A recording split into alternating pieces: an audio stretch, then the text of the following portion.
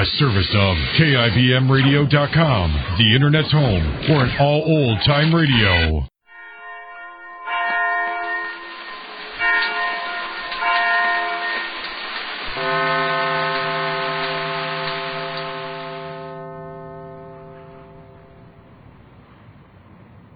Hi. And now, Backstage Wife, the story of Mary Noble and what it means to be the wife of a famous star. Rupert Barlow's latest scheme to turn Mary Noble away from her husband Larry and make her become interested in himself has only been partially satisfactory to the wealthy playboy. For although he has certainly created trouble between the Nobles, Mary's reactions toward him have not been entirely as he expected. Right now, in his luxurious town apartment overlooking Central Park in New York, we hear him complain to Victor, the sinister underworld character he calls his chauffeur. As Victor hands him a drink. Here's the drink, boy. Anything else you want right now? Yes, wait a minute. I want to talk to you, Victor. Yeah? What about? What difference does it make? When I say I want to talk, you may oblige me by being respectful enough to listen. Yes, sir. Certainly, Mr. Barlow. I don't like the way things are going, Victor. It's all very well to break up the Noble's home life, but if Mrs. Noble just turns her back on me, what good does it do?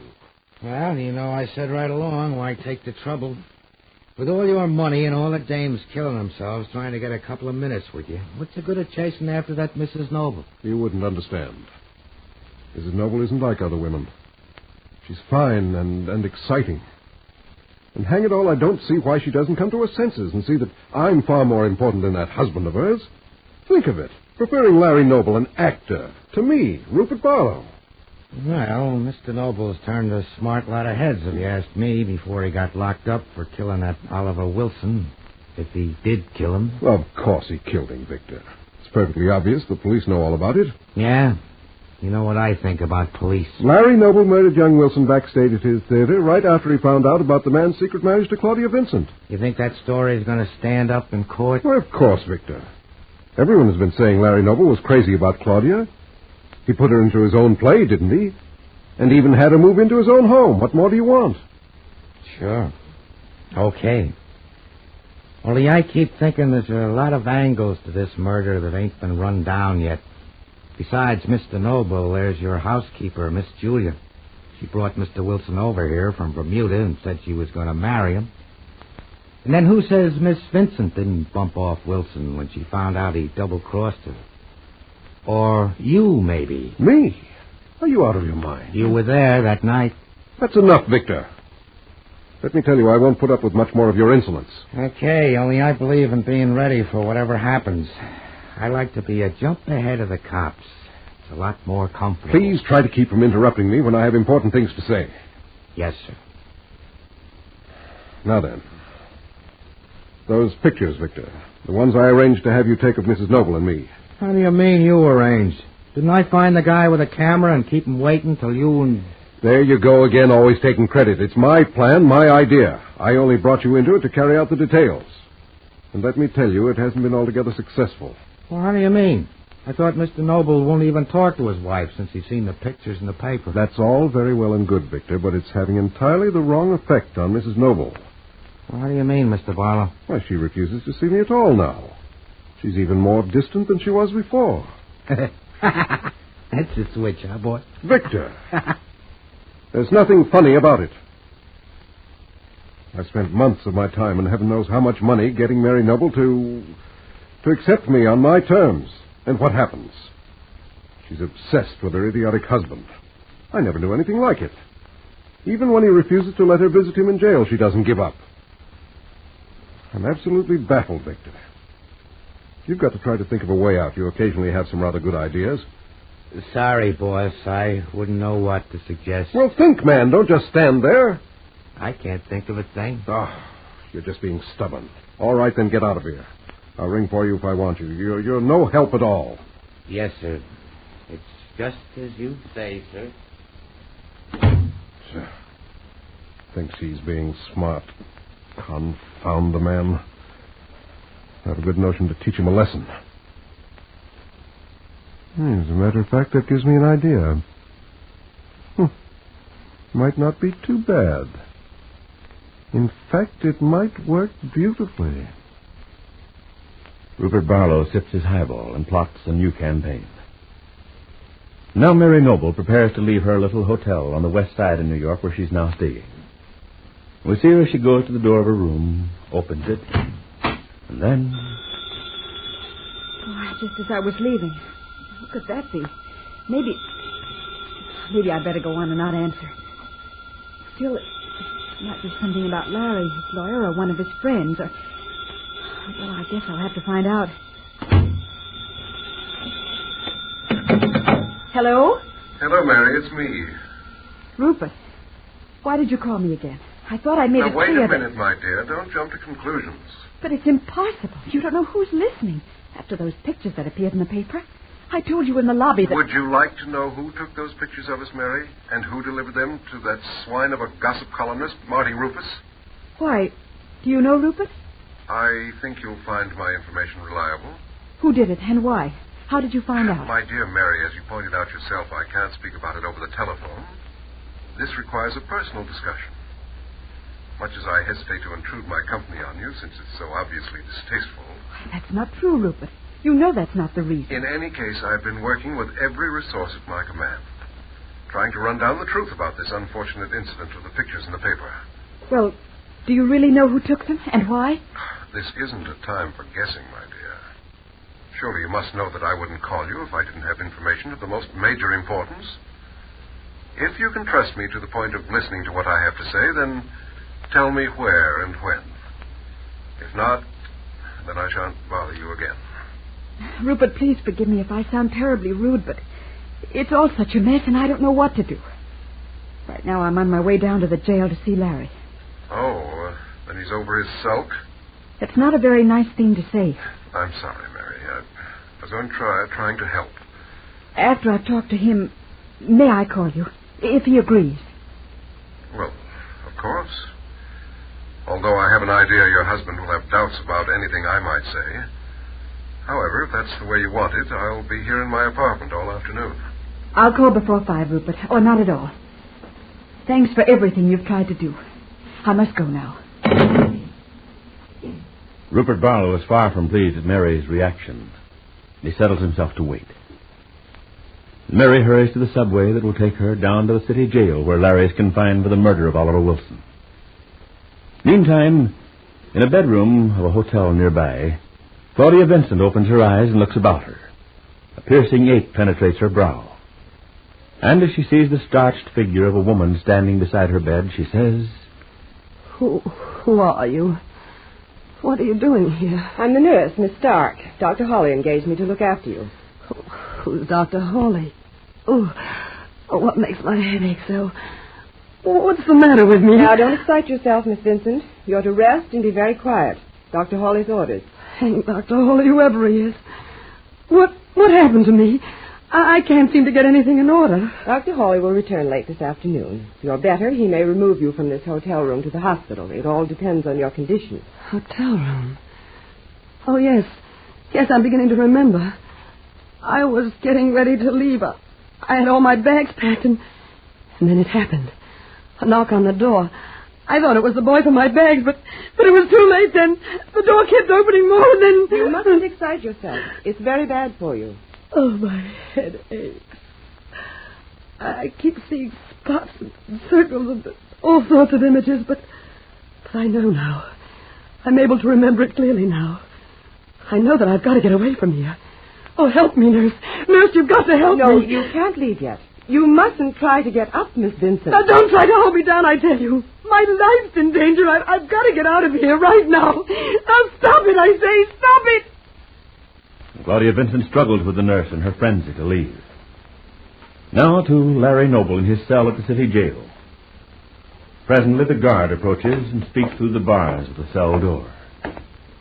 Hey, you got company, Mr. Noble, in the visiting room. Yes? Who is it? Oh, you want to be fussy, huh? Ain't most anybody better than the company you got here now? Very funny. But who's out there? My lawyer? Better than that, Mr. Noble. It's your wife.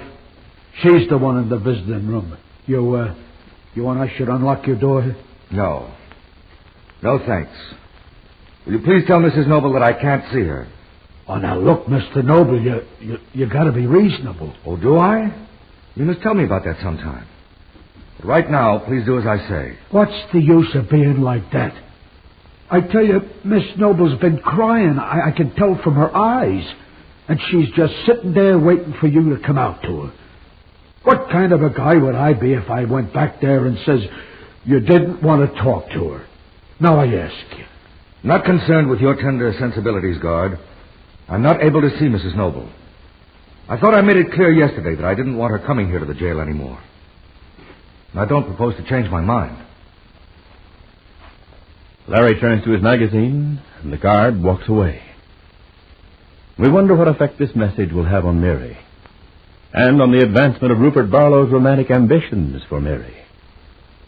We'll be sure to be listening tomorrow to Backstage Wife, the story of Mary Noble and her husband Larry Noble, famous Broadway star.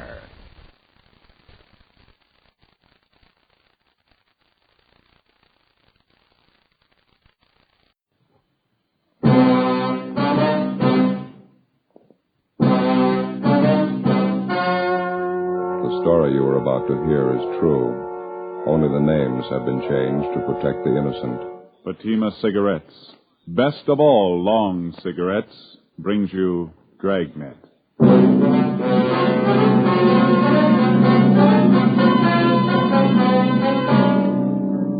You're a detective sergeant.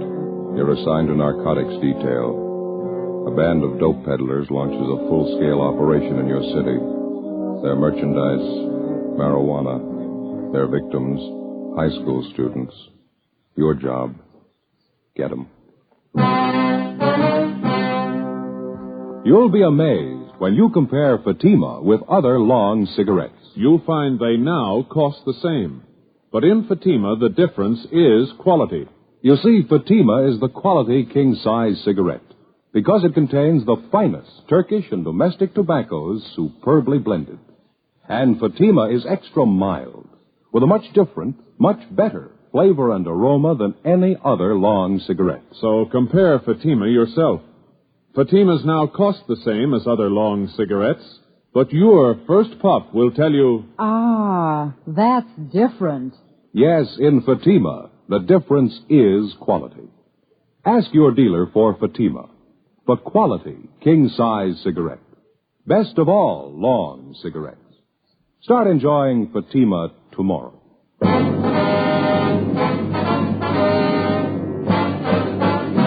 Dragnet, the documented drama of an actual crime. For the next 30 minutes, in cooperation with the Los Angeles Police Department, you will travel step by step on the side of the law through an actual case transcribed from official police files. From beginning to end, from crime to punishment, Dragnet is the story of your police force in action. It was Thursday, April 11th. It was warm in Los Angeles. We were working the day watch out of narcotics detail. My partner's Ben Romero. The boss is Captain Kearney. My name's Friday. I was on the way back from R&I, and it was 10:25 a.m. when I got to Central Station. Narcotics detail. Joe? Hi. What'd you find out? Talked to the coroner. He finished posting the body. Yeah. Cause of death, multiple fractures of the skull, internal injuries. Boy was 17 years old. Yeah. You check the car? Yeah, the kid must have been doing at least 70 when he hit that street light. It's a real mess. The car was really wound around that pole. We're going to have to dig up a fast answer somewhere. Lousy racket. Well, there's only one way to burn it out. Find the big man and throw the book at him. Make him an example he'll never forget, huh? You checked with Juvenile Bureau? Yeah, the evidence has been booked with the property clerk. How about the boy's parents? Mrs. Moore wasn't feeling too well. They drove her home. Father's still down the hall, Inspector Walker's office. Can we talk to him now? Yeah, he should be free by now. Let me check the book. I already did. There's no calls. Oh, okay. Let's go. You know, there's only one thing fortunate about this whole thing. What do you mean? Well, the kid being alone when he cracked up would have been a slaughter if he had a car full of his friends with him. It's still pretty grim. How's the boy's father taking it? Usual, pretty rough. He should be able to help some. Yeah. Mr. Moore? Yes, Sergeant. Inspector asked me to wait here for you. Yes, sir. This is my partner, Sergeant Friday. Mr. Moore, Joe. Mr. Moore? Mr. Friday. I just don't understand it, Sergeant. I don't understand any of it. My boy Ken wasn't the type to go racing around like that in the car. He never took the car without my permission. I just don't know what got into it. Had you noticed at all whether your boy was acting a little strange the last few weeks or so? No. Of course, I only saw Ken in the morning, a few hours in the evening. I'm at the office all day. Why do you ask that? Well, was he going out very often on school nights, keeping odd or unusual hours? We used to go to the library 3 or 4 nights a week to do his schoolwork. Got home about midnight a few times, and I warned him about that. Mm-hmm. Did you have any way of knowing if he was really spending his nights at the library? No, but I took his word for it. Ken didn't lie to me. What's this have to do with the auto accident, Sergeant? I don't think I understand. The officers investigating the accident, sir, they checked over the car afterward. What was it? Were the brakes bad? What'd they find? Bill? Yeah. So you see this small metal case, we found it in the front seat on the floor of the car. What's that stuff inside? Did this belong to Ken? Yes, sir. We think he was using it. What for? I don't know. It's marijuana. Men and women who traffic in narcotics all the way from the small-time peddler to the big wholesaler are rated among the lowest kind of criminal. One step lower, you find an even more vicious kind. Those who lure youngsters into the deadly trap of narcotics, who feed on the nickels and dimes by supplying their young victims with dope. The death of 17-year-old Kenneth Morrow was the second of its kind within 8 months. It seemed to stem from unidentified suspects who were making it their business to build a thriving marijuana trade among high school students. Thursday, 11 a.m. We continued to question the dead boy's father, Thomas Morrow, but he couldn't tell us anything further that might help. Friday, April 12th. We checked with the principal of the high school which the Morrow boy attended. We talked to the boy's teachers and checked his school record. His marks had been above average till about 3 months before, when they began to fall off for no apparent reason. We got a list of most of the boy's friends from his teachers, and we started checking them out. One was a 16-year-old blonde girl, Peggy Kane, supposedly Kenneth Morrow's girlfriend. We found her waiting outside the music room. Yes, Ken and I went around together for a while. He was a real nice boy. Did you see each other quite a bit, Peggy? Oh, for about 5 or 6 months, yes, we got along fine. Just after Christmas was the last time I went out with him, and we double dated. Mm-hmm. Did he seem all right to you then? I mean, did he act different at all? Well, a little different, yes. Not silly, you know. He just wasn't like he used to be. Well, how do you mean? Well, he didn't talk the same. Ken was a real nice boy most of the time. I guess he started getting in with the wrong crowd. He began to swear, you know, bad talk, things like that. When did all this start, Peggy? Do you remember? Just before Christmas, I think. I'm not sure. Poor Ken. Is there anything else you might have noticed? I don't know. Ken used to be pretty good about his studies, and all of a sudden it seemed he just didn't care. Sometimes he'd come into the library. We used to study there. And he'd make a lot of noise. He just changed, that's all. For a while, we didn't see each other there anymore. Well, why was that, Peggy? We just didn't come down. I called his house a couple of times. His folks said he was at the library. I didn't say anything to him. Mm-hmm. Well, did Ken have many friends here at school? Do you know that? Not many, no. I see. Well, those he did have, who would you say was closer to him? Oh, gee, I don't know, Sergeant. There were half a dozen of them. Ken used to be with all of them. No one boy in particular? Well, Bob Lavelle, maybe. I saw Ken in Bob's car a few times. Does Lavelle go to school here? Yes, he's a senior. Ken used to work with Bob down in the cafeteria after school, but he got in a mix-up. He was fired. Bob was fired? No, Ken. Oh. He was rude to one of the ladies down there who does the cooking. Bob still works there. Would he be at the cafeteria now, do you know? Yes, I think so. The fountain's open till about 3:30. And you think that this Bob Lavelle was about the closest friend that Ken had, huh? I think so. The only one I know, anyway. Have you talked to Ken's folks? Yeah, we have. I feel so sorry for him. Gee, I think I have to go now, Sergeant. I have a chemistry class. Just one more question, Peggy. Last time you went out with Ken on this double date, who was the other couple? Do you remember? I don't remember their names. They were some kids I never saw before. Ken knew them. It wasn't much of a date. Mm-hmm. Where did you go? We started for the show, but Ken changed his mind. He wanted to go to the beach and park. He was acting funny, talking all the time, saying silly things. The other boy was the same way. Oh, were they drinking? No, I never saw Ken take a drink. I couldn't smell any liquor on his breath. I don't know. It was such a silly thing. What's that? Well, maybe it's just my imagination, but Ken and this other boy had a real terrible musty smell about them. I kidded them about it, and they said they'd been to a tea party. That's where they got it. They kept talking silly like that all evening. I see. Was the musty smell all over the car or just on the board? All over. Kind of made me sick, but they didn't seem to mind it. Well, look, I'd like you to think real careful, Peggy. Have you ever come across that musty smell on anybody around the school here? Yes, I have, a couple of times. Makes me sick. What is it? Who did you notice it on, Peggy? Bob Lavelle. Ben and I went back to the principal's office and checked the record on Robert Lavelle. He was 18 years old, and he was scheduled to graduate in June. The registrar told us that there was a good chance that he wouldn't be graduated because his marks had been poor for the better part of the year. They dropped even lower during the present semester. Lavelle had played football the year before and had made third string on the all-city team. He was well liked by his teachers. For the last 2 years, he'd worked part-time at the school soda fountain. We went down to interview him. Nice setup, huh? Yeah. Cafeteria, soda fountain. Wasn't like that in my day. That must be the boy there behind the counter. Oh, yeah. Let's sit down. Mm-hmm. How about that, Joe? What's that? That sign hanging up there. Idiot Special. 5 scoops of ice cream, marshmallow, bananas, chocolate, strawberry flavoring, whipped cream topping, maraschino cherries, chopped nuts, and onion? No, you're reading over. That's on the hamburger sign there. Oh. Yeah? You want something? Chocolate soda. Could you make it with vanilla ice cream, please? Chocolate soda with vanilla cream. Are you Bob Lavelle? Yeah, that's right. Police officers, Bob. We'd like to talk to you. Oh, I'm pretty busy right now. Got to clean up. We close in a few minutes. I'll make you soda right away. You say chocolate? Yeah, that's right. Well, we'll make it brief. Did you know Ken Morrow, Bob?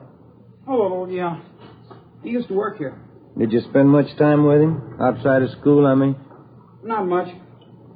Went to a couple of shows together. That's about all. I'm kind of rushed now. When was the last time that you saw him? You remember? A week ago, I guess. Too bad about Ken. How about the night he was in the accident? Did you see him then? No, I didn't know him too well. He went around with a different crowd. Mm-hmm. Hey, reach me a bag of those cashews, huh, Joe, on the card there? Yeah. There you go. Oh, thanks. Want some? Crisp? No, thanks. The nuts are a dime, officer. Right there on the counter, Bob. Oh, yeah.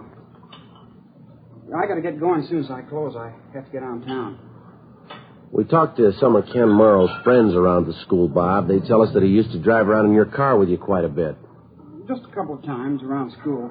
And you hadn't been with him for about a week before the accident. That's right. Just what I told you. Mm-hmm.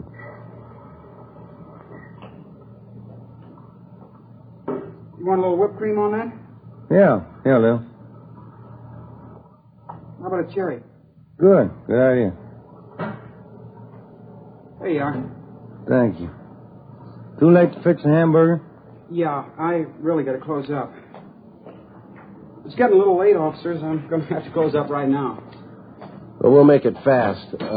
Did you notice anything different about the Morrow boy in the last few weeks? Anything peculiar at all? No, he was the same as ever. I didn't notice anything. All right, look, Bob, we're going to lay it out for you. Did you know he was using marijuana? No, I didn't know anything about it. You have any idea where he might have gotten it? I wouldn't know that. Look, you mind if I lock up the counter now? I'll come around the other side. Sure, go ahead. I didn't know that about Ken, officer. I wouldn't know where he got the stuff. You sure he was using Mary? Well, we found some in his car. We found some more in his locker upstairs. That's tough.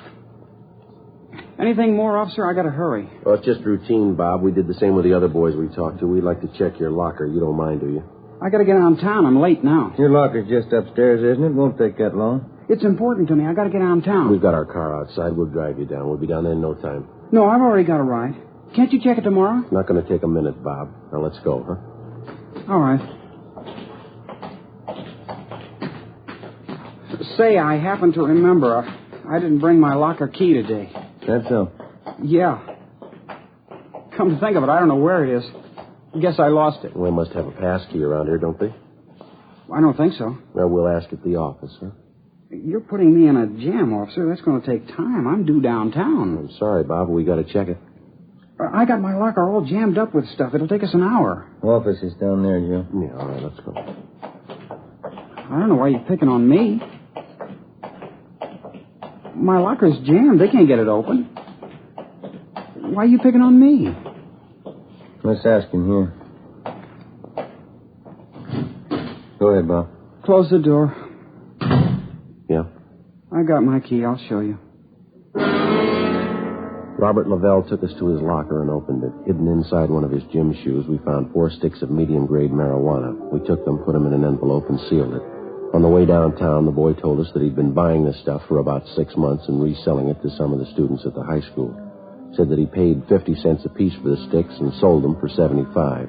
He was an occasional user himself. Before we turned him over to the juvenile officers, he told us that a man named Ray Jensen supplied him with the marijuana.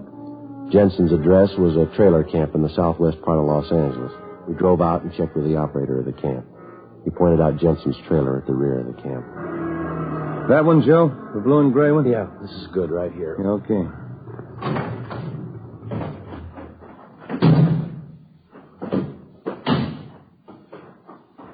Looks like Jensen's doing well, huh? Yeah, nice-looking trailer.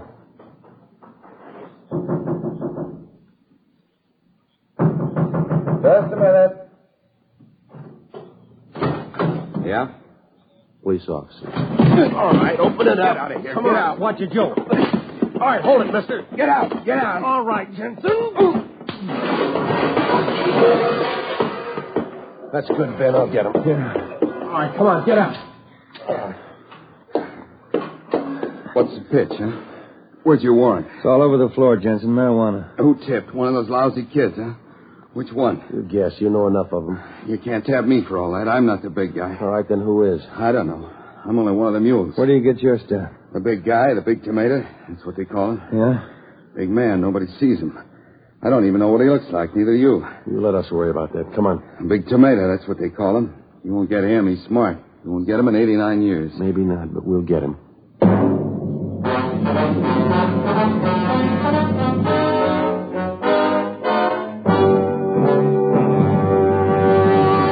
You are listening to Dragnet, authentic stories of your police force in action. Now, here's an authentic report from Fatima Cigarettes. 1949. Fatima more than doubled its smokers coast to coast. 1950.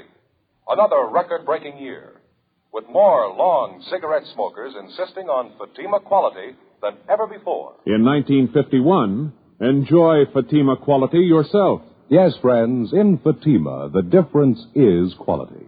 Quality of tobaccos.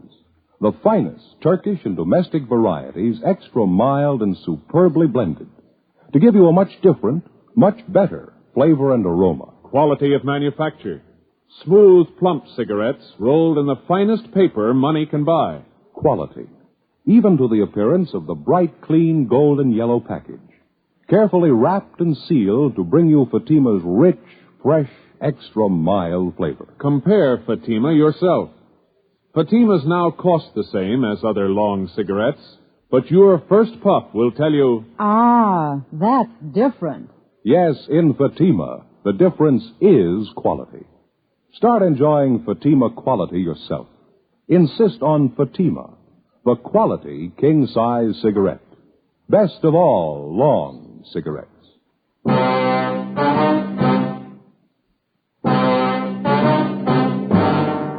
Friday, April the 12th, 7 p.m. We searched the trailer and a stakeout was placed on it, and then we took Ray Jensen downtown to the main jail where he was booked for suspicion of narcotics, a felony. The next day, Ben and I went back and questioned him. We got nowhere. The only thing he'd tell us was that the leader of the marijuana ring was unknown to him. The big tomato, that's all he could tell us. We went back and started rechecking leads furnished us by some of the high school boys who had purchased narcotics from Robert Lavelle. They all ended nowhere. Meantime, the flow of marijuana into the schools and into the hands of the teenage students continued. We'd no sooner choke off one source of supply when 2 more would turn up. We knew that there was only one real solution: find the gang leader and wipe out the entire supply and distribution setup. We stayed on it. Monday, April 22nd, Ben got a call from one of his informants that he had a lead on the source of marijuana on the east side of town. The informant's name was Willie Breck, a groundskeeper at a golf course near one of the city high schools. We drove out to talk to him. We located Breck by the clubhouse near the first tee. On the tee now, Art Dory, Richmond, Virginia. You remember my partner, don't you, Willie? Joe Fry? Oh, yeah. Hi. How are you, Willie? Kind of busy today. Big tournament. Yeah, quite a crowd you got here. It's a nice turnout. Here you've been having trouble, huh?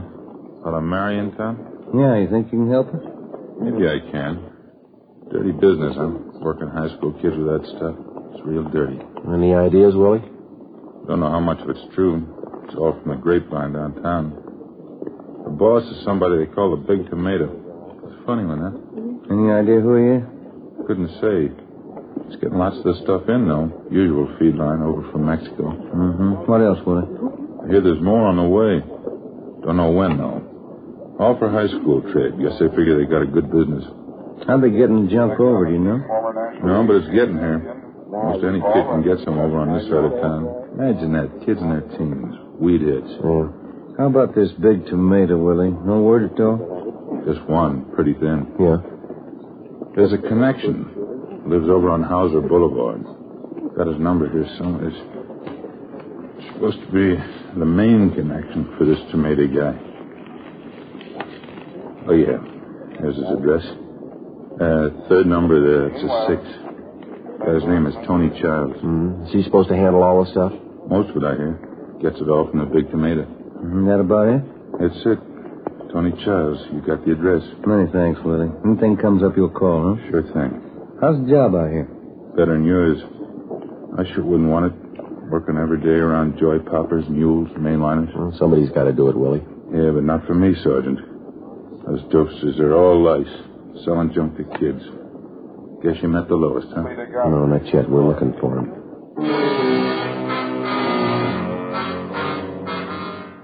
We went back to the office and checked the name and address of Tony Childs through R&I. No previous record. A stakeout was placed on his home and at his place of business. Childs himself was placed under 24-hour surveillance. A week passed. Nothing happened. Another week. Still nothing. There was no let-up in the supply of marijuana finding its way into the city and then into the schools. We couldn't see the beginnings of the racket, but we saw the end result. The percentage of juvenile users was still on the upswing. Wednesday, May 8th. We heard rumbles of another big marijuana buy in the offing. Either it failed to materialize or we missed it. Friday, May 10th.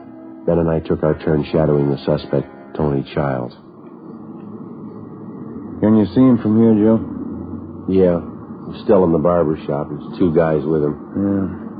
4:10. We better check in, huh? Yeah, I'll call in, huh? Drugstore there. Must have a phone. Yeah, all right. I'll be right back.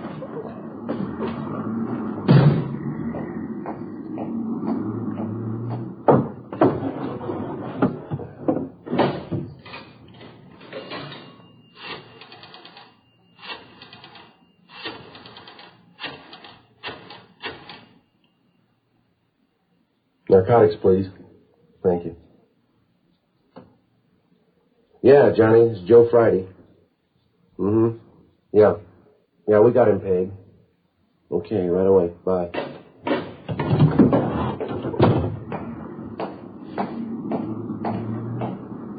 What have you got? Tony Childs. They want him picked up right away. How come? Well, they just raided his place. They found 32 ounces of weed in his room. Supposed to have more on him. Well, let's go. Come on. What do you think? Trouble? Well, don't be surprised.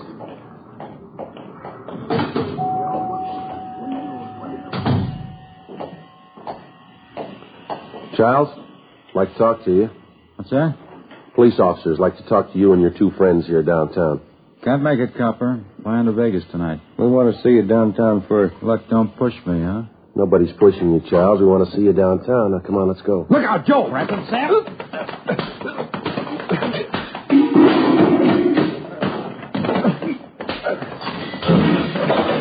Watch it!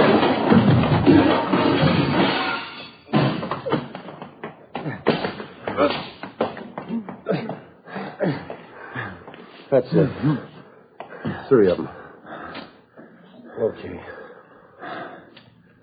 I'll get him. All right, come on, you.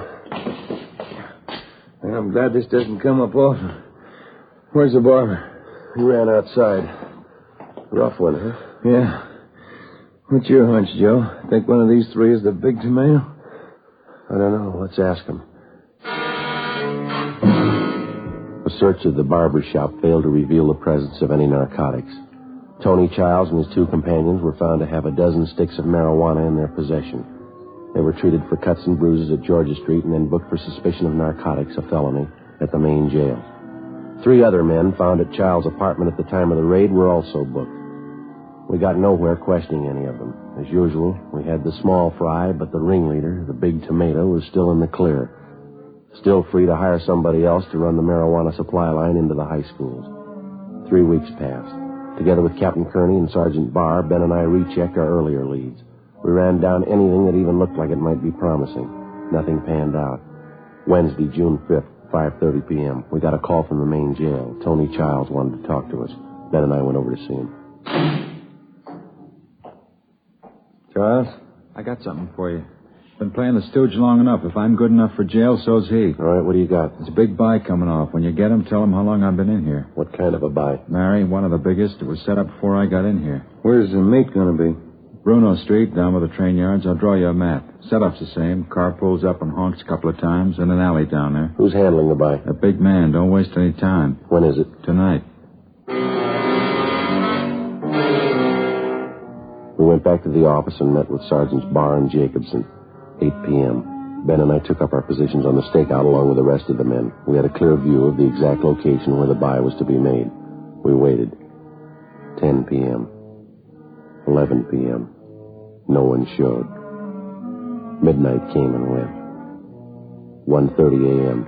Still no sign. At 18 minutes to 2, we spotted a man carrying a shopping bag emerge from behind a row of freight cars near the end of the rail yard. He made his way across the street to the alley. He stood back in the shadows.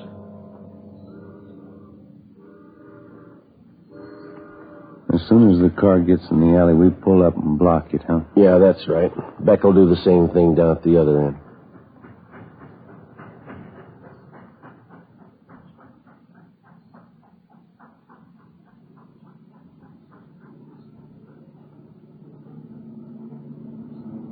Headlights coming in the alley. Wait a minute.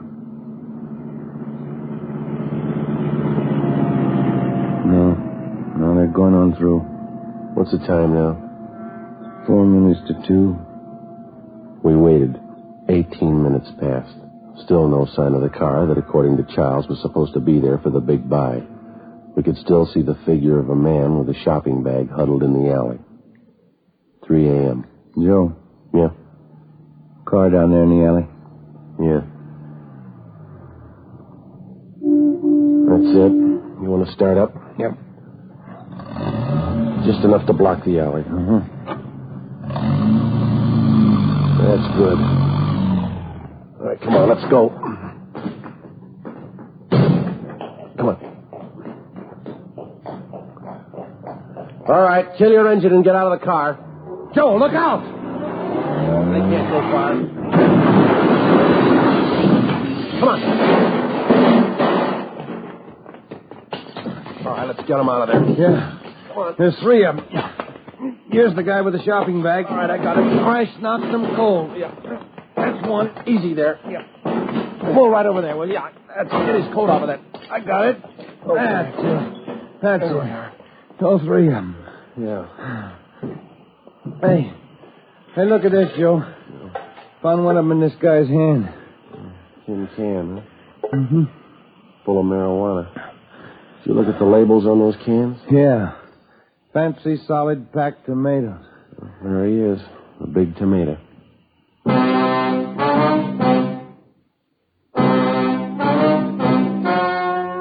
story you have just heard was true.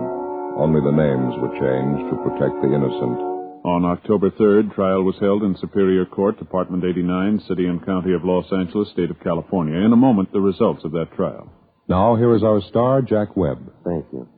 Friends, if you're a long cigarette smoker like I am, remember, in Fatima, the difference is quality. Now, believe me, this difference is mighty important. So important that you'll always remember the first pack of Fatimas that you buy. Fatima's fast-growing popularity backs me up on that.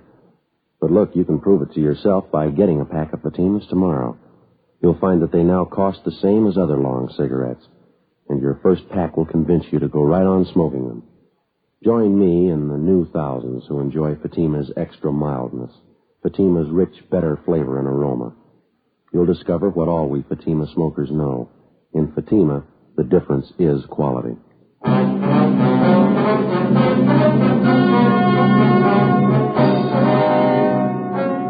John A. Stanson, alias the Big Tomato, along with his associates in the narcotic gang, was tried and convicted for violating the State Narcotic Act. He received sentences as prescribed by law and are now serving their terms in the state penitentiary. The radio editors of the United States and Canada have named Dragnet the best radio program of its type for 1950. And Dragnet's Jack Webb, the most promising star of tomorrow. In behalf of Dragnet, I'd like to thank the radio editors of the United States and Canada and the editors of Motion Picture Daily who conducted the voting in the 15th annual poll for Fame magazine.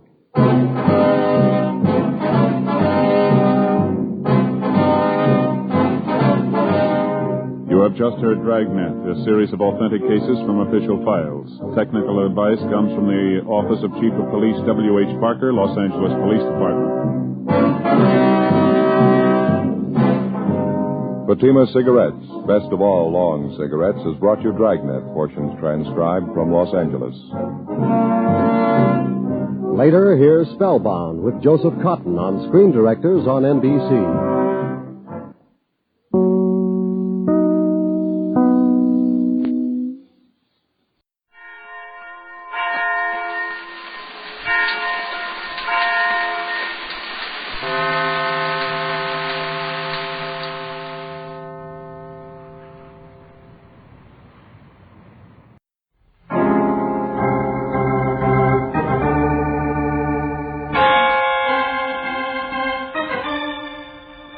My name's Regan. I work for Anthony J. Lyon, International Detective Bureau. They call me the Lion's Eye.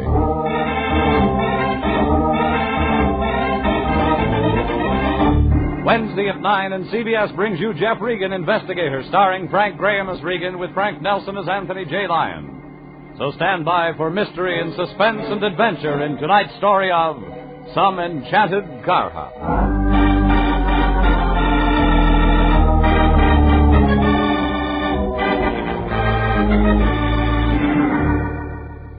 It was just an ordinary drive-in hamburger joint on Vermont off Sunset, but they called it Hamburger Heaven.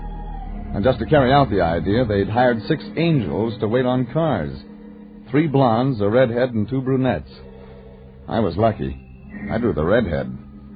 Only she didn't serve up what I ordered. All she brought me was trouble. The whole thing started when there were only 8 more shopping days until Christmas. I fought my way through the necktie and sock set, and by the time I reached the office, I was ready to start celebrating New Year's. But my boss, the Lion, had other ideas. When I walked in, all 280 pounds of him was up on an office stool. He was tacking a dried-up sprig of mistletoe over the door. Jeffrey, my boy, come in. The festive season is at hand. How's that again? I said the festive season is at hand. I'm filled overflowing with the Yuletide spirit. Yeah? Well, you better take those nails out of your teeth before you spring a leak. Oh, yes. Yeah, guess you're right, my boy. I got carried away. Yeah, sure. You and Tiny Tim. We're expecting women clients? Women clients? Oh, you mean the mistletoe. Well, Jeffrey, you never can tell when a sweet young thing might accidentally happen in. Stop drooling, Fatso. You dropped out of a mistletoe set 50 pounds ago. Well, maybe so. But I still believe in Santa Claus. Yeah. Now, where was I? You were up on the stool with berries in your hair. No, I mean about the new client. What have I told you so far? That the festive season is at hand? Huh? Oh, then I haven't told you about our new client. His name is Ward Hamilton, Jeffrey. He was in just a few minutes ago. Fine figure of a man. Well-dressed, distinguished, and prosperous. That explains the Christmas spirit. How much? Jeffrey, the Christmas spirit cannot be measured in terms of money. This is the time of goodwill toward men of unselfish devotion. Sure. How much unselfish devotion did he buy? $50 worth. It's something about his niece or daughter or some friend or something. What about them? Well, it seems this girl's been receiving packages, flowers, candy, that sort of thing. Well, what's so mysterious about that? Doesn't she know it's Christmas? Well, for some reason or other, Ward Hamilton says she's worried about them. He'll tell you all about it when you see him. The address is on the desk. It's out on Iredell Road in North Hollywood. So I find the Santa Claus that's been sending the packages. Say, that's right. This case does fit right in with the season, doesn't it? Sure. And Merry Christmas to you, too, Fatso.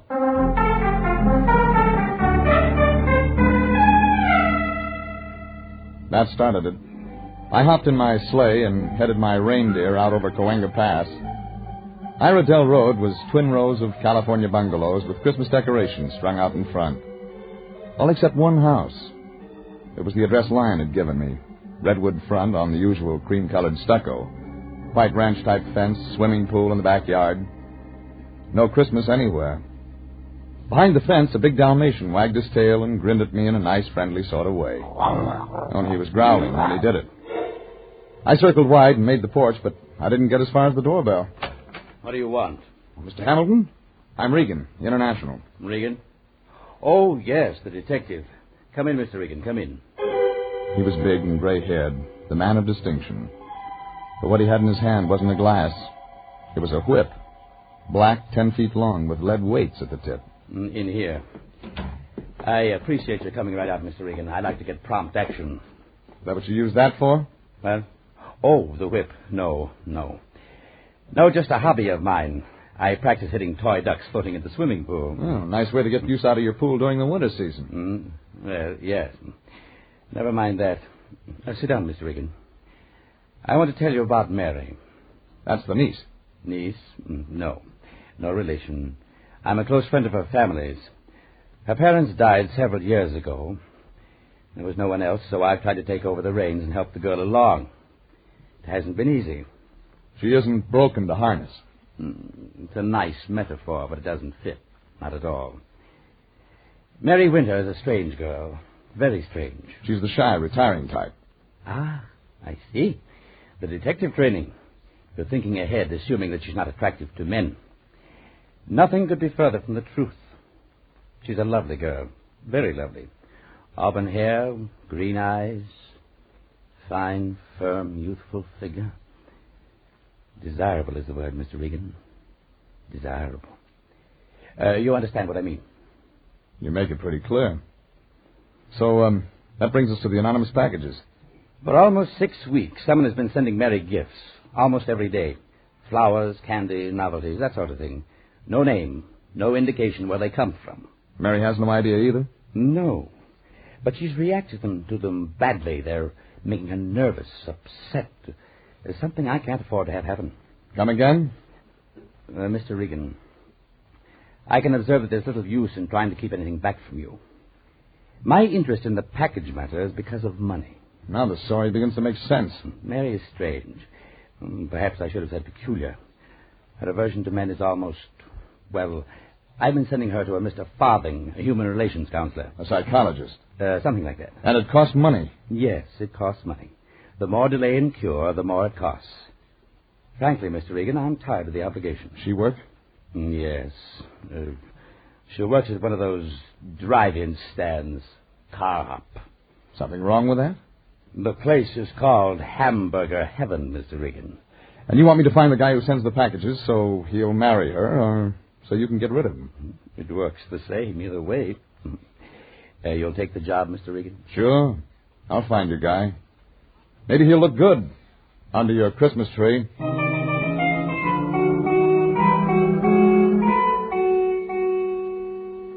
Ward Hamilton gave me the girl's address in Hollywood. It was a tired stucco 4-flat just off Kingsley, the home of Mary Winter, the girl who hated men. And then it was too easy. Standing out front near the curb was a little man in a trench coat. He carried an umbrella over his arm, and he paced up and down, watching the apartment. That was too good a bet to pass up. You going somewhere? I beg your pardon? Someone you know lives in there? Why, that's none of your business, sir. The name of the friend wouldn't be Mary Winter. Get out of my way. That's what I thought. Hold it. Let go of my arm. Let go, I say. Why are you watching Mary Winter's apartment? I warned you. Let go. Let Answer go. me. Very well. I'll answer you! The umbrella in his hand came down on my wrist, and he broke for the corner. By the time I turned, he was out of sight. On the ground, broken, was the little man's umbrella. I picked it up. Real break. Name engraved on the handle. In nice big gold letters, it said, Smith.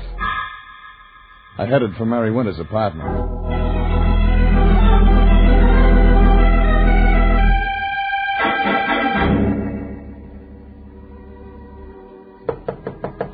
I knocked, and nothing happened. Knocked again. The radio in the room told me somebody was in and liked their music loud. I tried the door, and it worked. I stuck my head in to look around. A redhead came in from another room, in slacks and halter. She saw me. She dived for the closet and came out wearing a coat. Then she snapped off the radio. Get out of here! Look, I tried knocking, but... Get out before I call the police! The name's Regan. Ward Hamilton sent me. You're lying.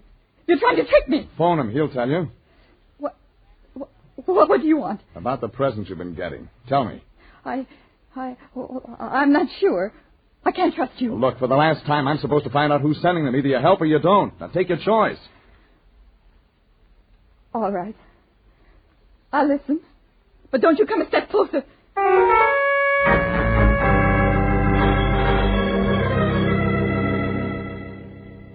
I sat down. One corner of the room. Redhead, other corner. She was tall, graceful, beautiful. Everything a guy could want. Except for the look in her eyes. Scared, hunted. I waited for her to start it. They began several weeks ago. The presents. I don't know who is sending them or why, but Any card? Identification? No, nothing. You sure? You think I'd accept gifts from a stranger? Take it easy. Nobody said that. What did Farthing tell you? Farthing? The Human Relations Counselor you go to. Oh, you know about that? Yeah, I know about that. What did he say? That I shouldn't worry. That I should find out. That all? Oh, you don't understand. You're like all of them. Get out of here. One question. You know a little guy about 30 carries an umbrella, wears a trench coat, shy? No. Are you sure? Think. A little guy. No, I don't know him. I've never met him in my life. Get out! I left the redhead sobbing softly to herself. Maybe a lot of flowers and candy would be kind of nice to a lot of people during Christmas, but not to Mary Winter. She was mixed up, inside and out. I headed back to my car, and then I was mixed up. It had looked easy until I got to my car. That's when I got complications. A big complication. Fat, 40, with a gun. Get in, Shamus. Now what? Your choice, Shamus. Like what? The Winter Dame, Your property? Not my type. Belong to the boss? Question, Shamus, Beat it, will you? I'm not through with you. Okay, get through. Stay away from Mary Winter or you get trouble. Real bad trouble. Any questions now, Shamus? Yeah. Who pays you? You shouldn't have asked that question.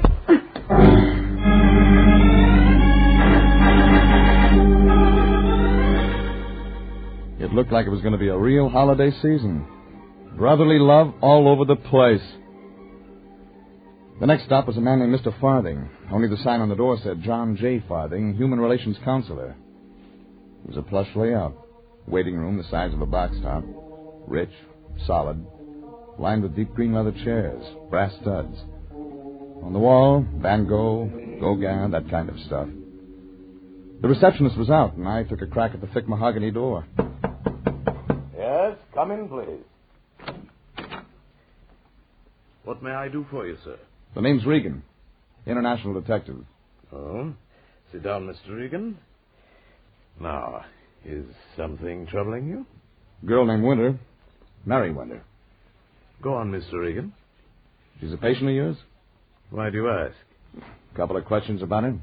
I see. Since you know her background, I thought you could fill me in on a few things. I said... I heard you, Mr. Regan. Well? Perhaps, sir, you're aware of the nature of my work.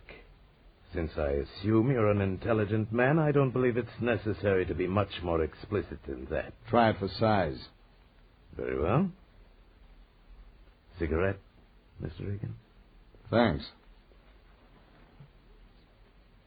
There is in existence a code of ethics. Some practitioners call it the Hippocratic Oath. I'm not a doctor, as you know, yet I, too, Mr. Regan, have a moral code. I'm listening. Nothing in my code, either morally, ethically, or in any other way, allows me to discuss the affairs of my patients.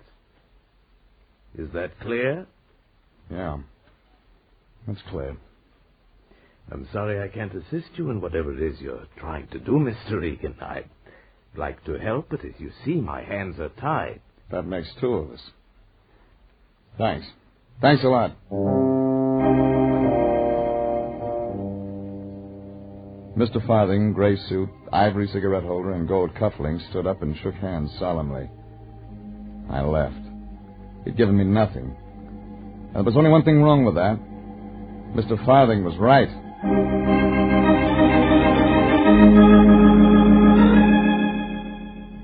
I decided to check in with my boss, Anthony J. Lyon.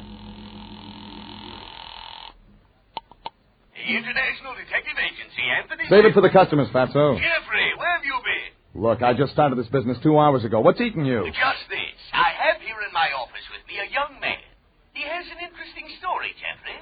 It seems he's been sending gifts to one Mary Winter. What? That's correct, Regan, the man you're supposed to be looking for. Well, don't just stand there. Get over here at once. This young man can't wait all day for lazy detectives. And besides, he needs help. He needs help. And that's right, Jeffrey. The man you were supposed to find. His life's in danger.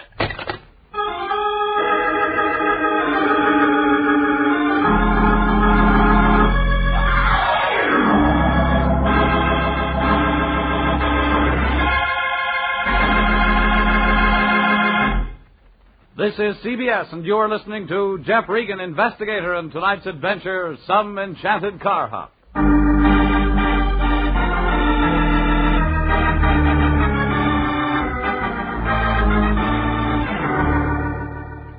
It started when a guy named Ward Hamilton hired the Lion and me to find out who was sending packages to a Carhop named Mary Winter. I met a little guy with an umbrella and a big guy with a gun, and a human relations counselor who called himself Mr. Farthing. Then I phoned my boss, Anthony J. Lyon, and found the mysterious Santa Claus who'd been sending the girl gifts had walked right into our office. When I got there, I found the Lion sitting with his fingertips touching as he talked to the man across the desk from him.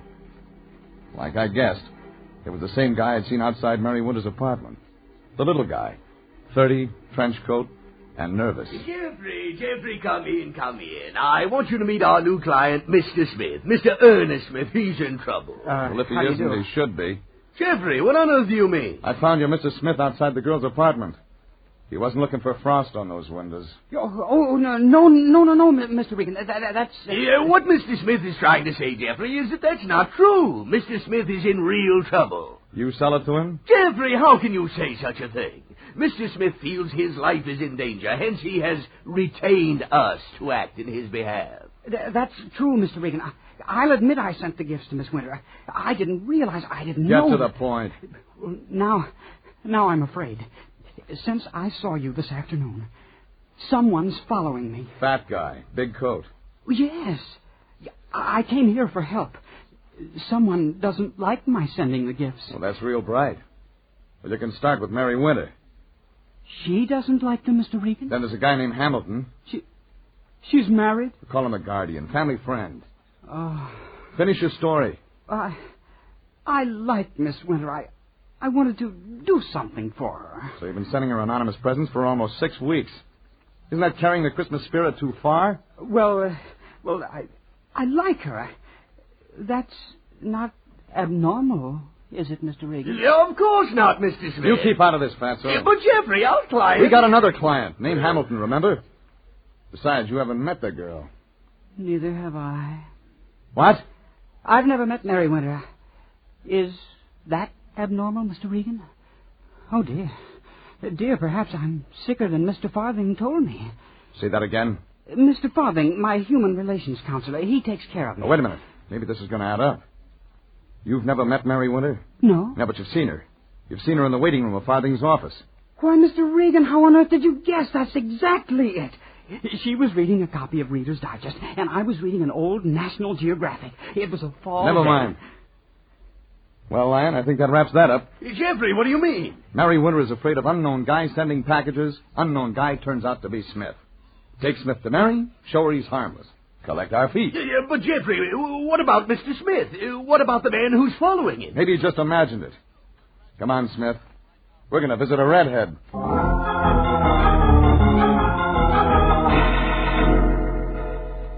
The lion didn't believe Smith imagined it any more than I did. But he only sputtered, and I loaded Smith into the car and headed out to Mary Winter's apartment. It looked simple, then, like a glass of mild eggnog. What I didn't know was that somebody had slipped me a zombie. It was turning dark when we pulled up in front of the place. Smith stayed at my heels like a sheepdog. I knocked. This time she opened the door. Oh, Mr. Regan, what are you doing here? Brought your Christmas present. Only this one's harmless. Oh, no. Take no. it easy, sweetheart. Just a guy named Smith. You might even like him. No, please go away. Please go away.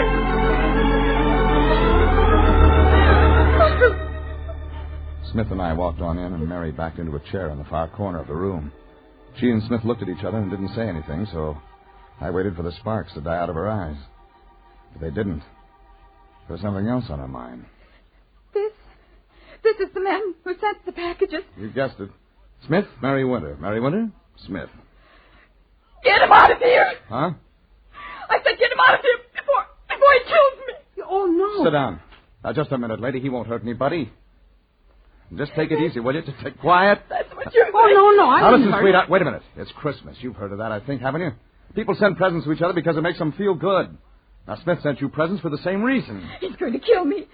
You're like he is, trying to trap me. Oh, that does it. All right. Look at this. What, a card? It came in a box of flowers.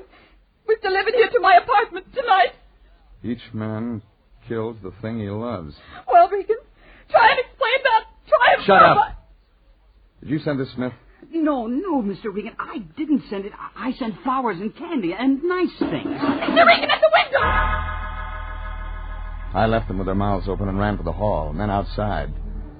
The girl may have had an overworked imagination, but her mind didn't knock over that garbage can. It was dark and peaceful and still outside. Me and a half moon, and nobody else. And then I saw him, thick-set, crouched, moving away from the window. I dove after him.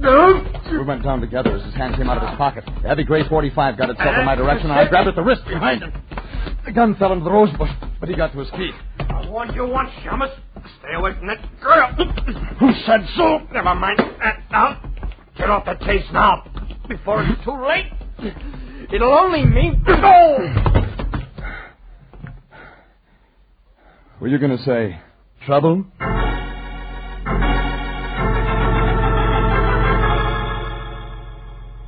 The big guy was 200 pounds of unconscious as I bent over him. A heavy camel hair coat was wrapped around him. The same guy I'd seen before.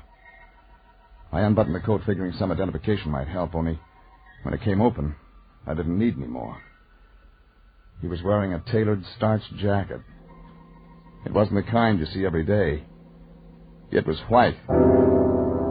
That gave me the lead I needed, and I headed fast for my car.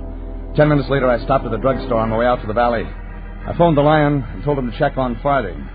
Then I headed the car out Cahuenga. The pass was crowded with home-from-work traffic. It took me 25 minutes to make Iredell Road and the home of Ward Hamilton. This time the Dalmatian was out for the night. But Ward Hamilton wasn't. He opened the door. Well, Mr. Regan, come in. You work late. Our time clock's out of order. Oh, perhaps you'd like one for Christmas. No, thanks. Wouldn't fit in my sock. Well, Mr. Regan, I take it by this visit that you have good news for me. Call it that. You know who's been sending the girl those gifts? A guy named Smith. How's that again? Smith, Ernest Smith. His birth certificate says. I'm afraid I've never heard of him, Mr. Regan. He saw Mary in the waiting room of Farthing's office. Never met her. Shy little guy. Well, now isn't that something? Well, I must say, Mr. Regan, you did a remarkably fast job. There's something else you ought to know, Hamilton. Chances are Farthing's a phony. Mr. Farthing? Looks like. Why, it seems absurd. Just thought I'd let you know. Want me to go on with the case? What do you mean, Mr. Regan? I found your guy, Smith. That's what you hired me for. And when I get to Farthing, he'll sing like a prima donna. Sing? Talk. Well, then keep going. Okay, Hamilton. It's your money. It's your life, Mr. Regan. Be careful.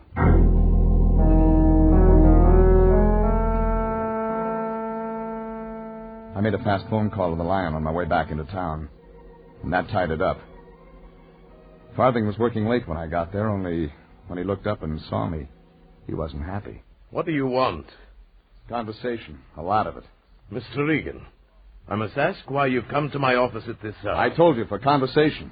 Then I may regard this whole thing as a sort of joke? Maybe. Only the laughs you'll get wouldn't get by even on television. I demand an explanation of your attitude. Fair enough. Start with your name. Not Farthing, it's Farnham, Howard Farnham. You want more? Where did you get that? I had a phone conversation with my boss. He's got ways of getting things.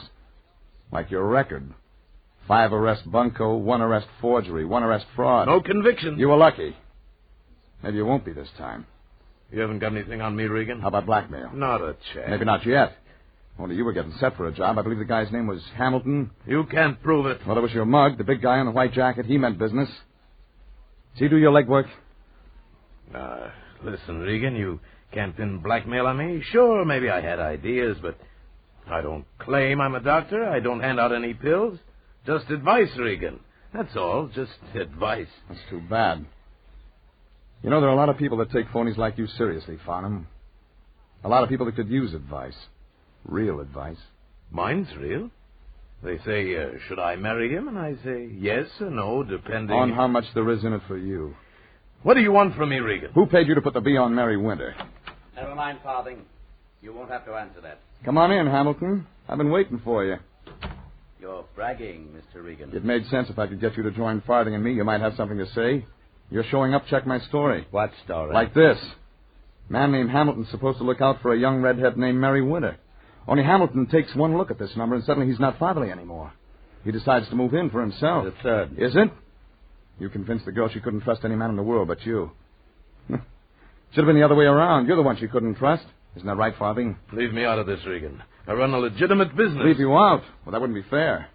You were the guy Hamilton came to with money. He paid you to tell Mary Winter who was the man for her. Am I right, Farthing? You're lying, Regan. No, I'm not. Everything worked fine until along came a nice, shy little guy with an umbrella, Mr. Smith. Met Mary in Farthing's waiting room, starting sending her presents. You know, that must have really stopped you, Hamilton, trying to figure out who was cutting in on your Romeo act. Regan, I've had enough out of you. I thought you were getting nosy. You hired me to find the guy, and I did. End of story. Except if anybody should happen to tell Mary Winter what kind of a guy you really are, Hamilton, you might suddenly find yourself out of a lifetime career. You'll never tell her, Regan. I'll see to that. Forget one item. For a last touch, you send Mary a threatening note. Really put the pressure on. You're washed up, Hamilton. This revolver says I'm not, Mr. Regan. Well, then, come over here, out of the way. We're going to take care of Mr. Regan. Self-defense, not a chance with Farthing's record. Am I right, Farnham? Do as I say, Farthing. Go ahead, Farnham, go ahead. Murder will look good on your list. I won't play ball, Hamilton. I told the girl what you wanted, but I'm not in this. It's your fight. I can make it yours. Don't try it. I am as good with this gun, gentlemen, as I am with a whip. Farnham, watch out. Farnham ducked as I hit Hamilton's wrist. The bullet buried itself in the desk top, and the gun hit the floor. I got the gun as Hamilton moved in fast. Only what he got for his trouble was the barrel across his head. Farnham crawled up to his chair, sat down, puffing. I let him catch his breath. When I waved the gun in his direction, he didn't mind phoning the police.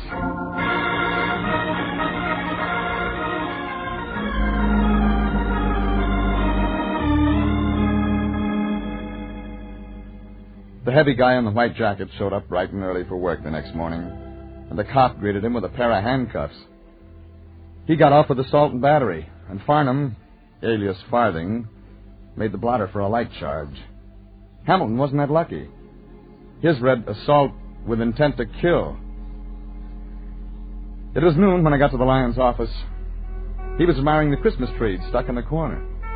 And from the sounds that came out of his mouth, it looked like his holiday fever was becoming serious. Nowhere. Born is the king of... Oh, hello, Jeffrey. They're looking for a replacement for Vaughn Monroe? Jeffrey, how unkind. It's the season for songs. Sunday is Christmas, my boy. And today is payday. So it is. Well, perhaps I could manage a small token, a sign of my gratitude. Thanks. Yeah, by the way, what about Mary Winter, the Carhop? How is the girl, Jeffrey? Oh, I left her with Smith last night when I went after Farthing's mug. Jeffrey, you didn't. Alone together? And that girl hating all men, and that boy shy, backwards? Jeffrey, how could you? How cruel. It's too late now, Lion. Maybe we'll read about it in the afternoon paper. Double murder. Double hamburger. What did you say? I drove by Mary's drive-in this morning. There was a car parked there. Jeffrey, you mean... Little guy behind the wheel. Trench coat, umbrella. He looked an awful lot like our boy Smith. And then you talked to them? For a minute. Oh, wonderful, wonderful. Tell me, Jeffrey, tell me. What did Mary say? She said, with or without onions. Merry Christmas, Lion. Merry Christmas, Jeffrey.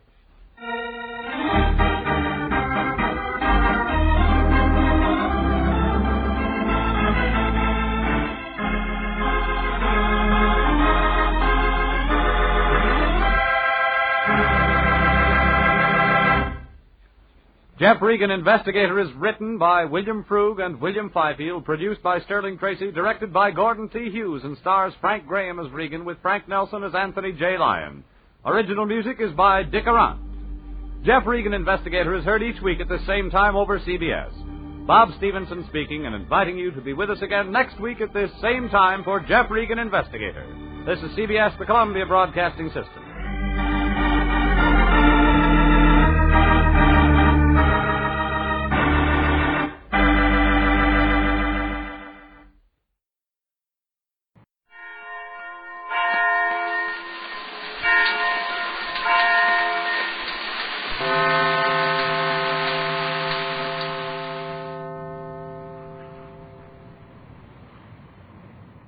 Ladies and gentlemen, Fatima Cigarettes is proud to bring you its prize-winning radio program, winner of the Motion Picture Herald Fame Award.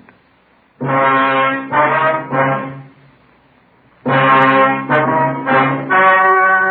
story you are about to hear is true. Only the names have been changed to protect the innocent. Fatima Cigarettes, best of all long cigarettes, brings you Dragnet.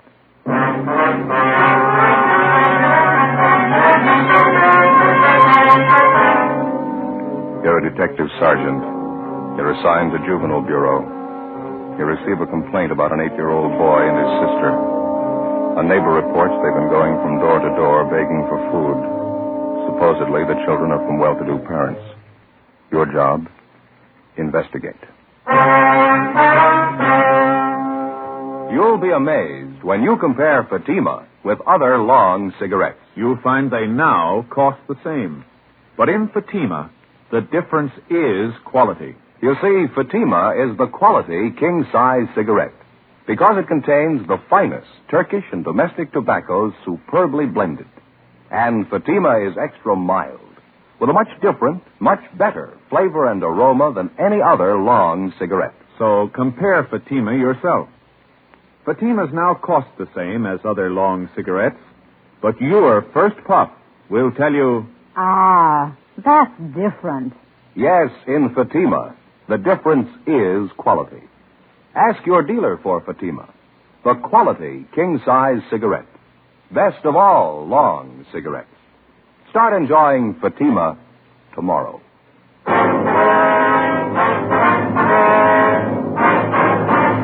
Dragnet, the documented drama of an actual crime. For the next 30 minutes, in cooperation with the Los Angeles Police Department, you will travel step by step on the side of the law through an actual case transcribed from official police files. From beginning to end, from crime to punishment, Dragnet is the story of your police force in action. It was Tuesday, April 27th. It was overcast in Los Angeles. We were working the day watch out of Juvenile Bureau. My partner's Ben Romero. The boss is Captain Kinsling. My name's Friday. I was on the way back from communications, and it was 4:38 p.m. when I got to 1335 Georgia Street, second floor, room 14.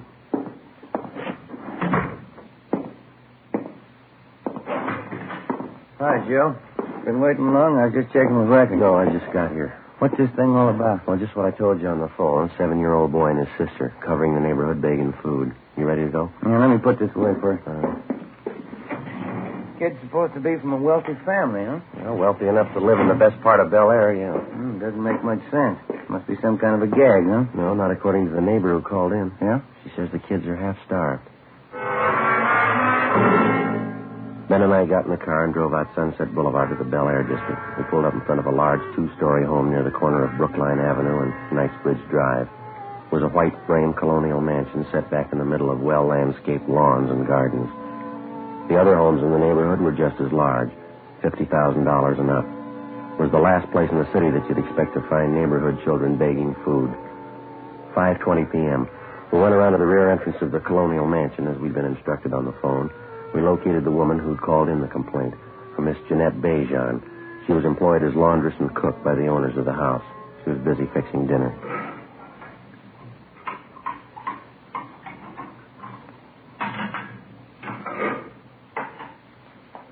They're from next door, officer. The children.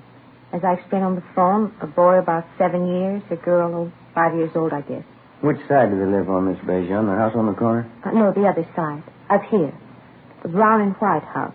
Just up the street next door. Mm-hmm. Are the children there now? Do you know that? No, but they were here this afternoon again. Here to the back door asking for something to eat. I do not understand it. Something must be wrong. Well, have they been around often, Miss Bejan? 2 or 3 days, maybe 4 days. At first I thought they were fooling, but they were not. I gave them some cookies, sandwiches. They were very hungry. They ate them like they were starving. The little girl saved her cookies. She took them with her. How about their parents? Are they at home? Excuse me. What's that?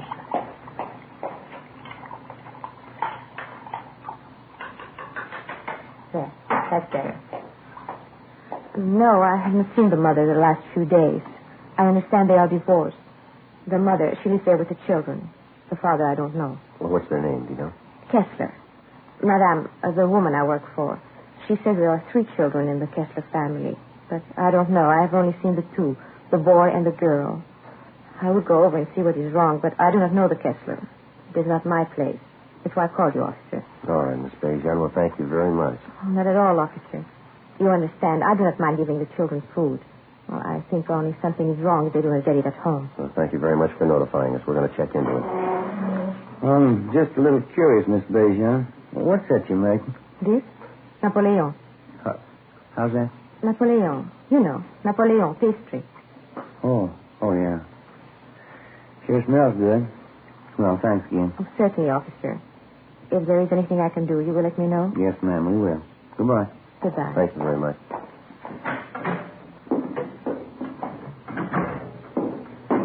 That's a beautiful place. Yeah. Those Swedish women make pretty good cooks, don't they? I don't know. She sounded French to me. Huh? Maybe so. Most good at cooking, anyhow. Yeah, that brown and white house next door, that must be it, huh? Well, that name, Kessler, they fairly prominent around town, society? I don't know. There's quite a few of them. Could be. Any way you look at it, it's hard to figure, isn't it? Kids have been at it for 4 days. If it's on the level, they really must be in a bind. The garage door is open back there. No sign of a car. Kids' bicycles, though. Let's try the front door, huh? Mm-hmm.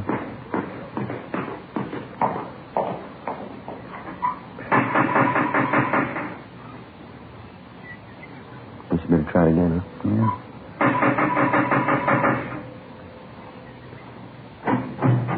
Yes, sir? Hello, son. Your name's Kessler, is that right? Yes, I'm Richard. My mother's not home right now. Maybe you can come back tomorrow. Well, we're police officers, Richard. If you're not busy, we'd like to talk to you for a minute. Is that all right? Oh, yes, sir. That'd be all right. Would you come in, please? Thank you. Richard Kessler was a blonde-haired, wiry boy, polite, well-mannered. He told us that he was 8 years old and that he attended the neighborhood grammar school. He showed us back to the kitchen where he was warming a can of soup that he borrowed from a neighbor. It was a large house, richly furnished, but it hadn't been cleaned for weeks. Dust was piled up thick on the furniture, and children's books and toys were scattered around the rooms along with scraps of dried bread, half-eaten. The house was cold and musty. On a small bar in the dining room, there were 3 half-filled cocktail glasses, a plate full of cigarette butts. Evidently, they'd been standing there for days. On the sink in the kitchen, there were a few pieces of stale bread and an open bottle of milk that had turned sour. Next to it were a half a dozen empty whiskey bottles. The Kessler boy was well-dressed, except for the shirt that he had on. It looked as if he'd been wearing it for a week. What did you want to talk to me about, officer? I haven't done anything wrong. Oh, we know that, son. We'd just like to find out how you've been getting along. I've been getting along all right. 2 A's and 4 B's on my report card last month. Mm-hmm. Where's your sister, Dick? Judy, she's down the street. She'll be back in a minute. How about your mother? Where's she? She's out, too. She'll be back. When do you expect her, son? Pretty soon. She's coming back pretty soon. Your sister, Judy. She's younger than you are, isn't she, Dick? Yes. Judy's only 6. I'm 8. Any other grown-ups live here with you besides your mother? No. Mom takes care of us. She'll be back pretty soon. We'd like to have you tell us the truth now, Dick. How long has she been gone? I don't know. It's probably important. It's taken her a long time. You can come back tomorrow. She'll probably be here then. When was the last time you saw her, son? Son, how about that? A couple of days ago. Well, this is Tuesday. You mean she left the house Sunday? No, before that. Last Friday night she went out. Said she'd be back. I don't know. Did your mother say where she was going, Dick? No, her boyfriend was here. Larry, I don't know his last name. Mom went out with him to a party, I think. I don't know where. She'll be back all right. Did you leave anyone to take care of? No, we can take care of ourselves. Somebody fixed the cooking, though. I don't know how yet. I'd better look at the soup on the stove. No, I'll take care of it, son. You go ahead. Sit down. Has your mother ever left you like this before, son? Maybe once or twice. She never stayed away this long, though. I don't know. What's the matter, Dick? Well, Johnny, officer, my little brother. He hasn't eaten much for a while. Must be hungry by now. I was fixing the soup for him. Yeah, well, where's Johnny? He's upstairs in the nursery. He's been sick with a bad cold. Mom knew Johnny was sick. That's why I wondered.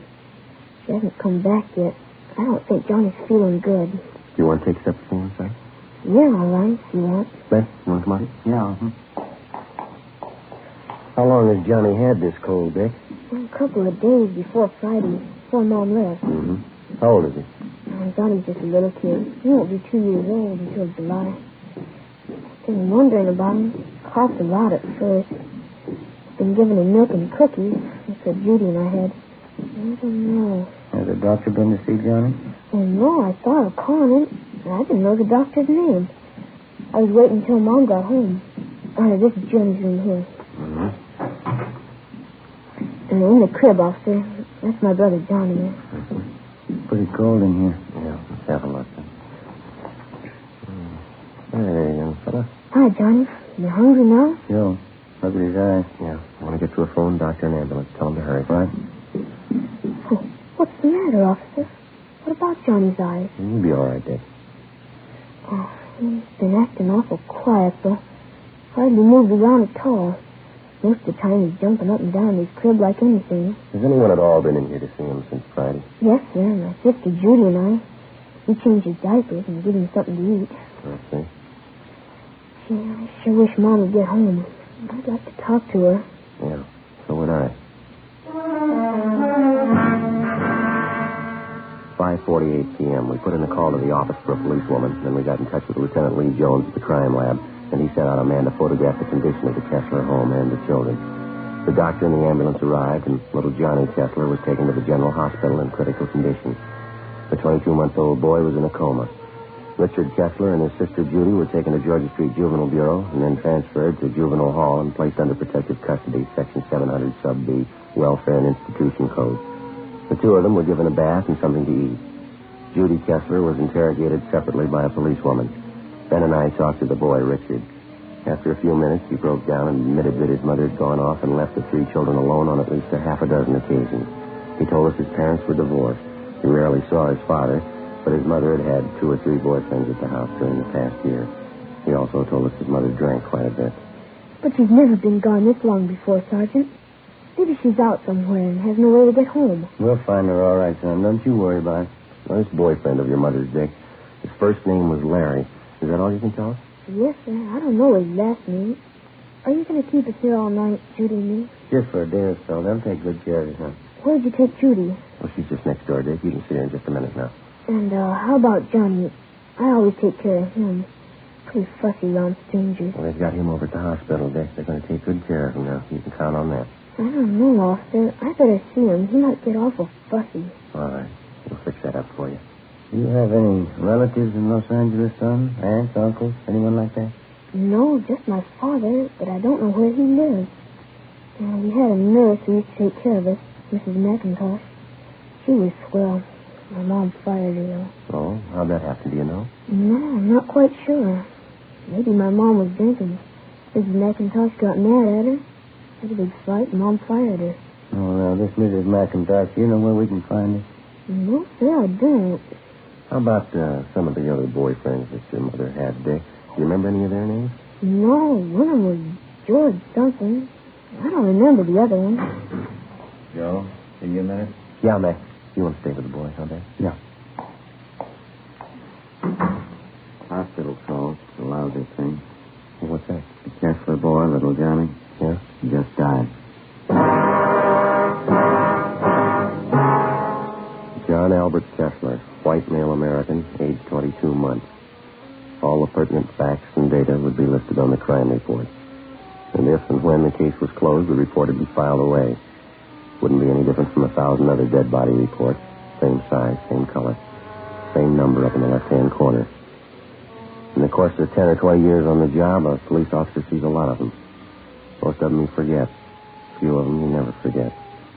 The next morning, the body was posted to the county morgue. It was found that the youngster had been suffering from malnutrition, but the cause of death was listed as a basal skull fracture. Homicide detail was notified. The search for the mother, Mrs. Jean Kessler, went on. We talked to her neighbors, all of her friends that we could locate. We checked out an address book that was found in Mrs. Kessler's effects at her home. We got out a broadcast and an APB. No luck. Thursday, April 29th. How about the youngster's brother and sister, Ben? You think it could have happened that way? How do you mean? Well, we were taking care of the little fella. They might have had an accident with him. They're afraid to own up to it. I don't think so, Joe. No, that's not very likely, Mac. We talked to them quite a bit last night. A couple of pretty honest kids. Pretty sure that they wouldn't lie about something like that. Where does that leave it, the mother? Good possibility. We know Mrs. Kessler drinks quite a bit. She could have lost patience with the little boy. More chance of an accident there. I get it. You know Friday. Yeah, Bert. Where's that? Right, thanks. Yeah? Woman answering Miss Kessler's description checked into the hotel down on South Hope last night. Still registered? Well, she checked out early this morning. They found a woman's sport coat in the room. What about it? Bloodstains on it.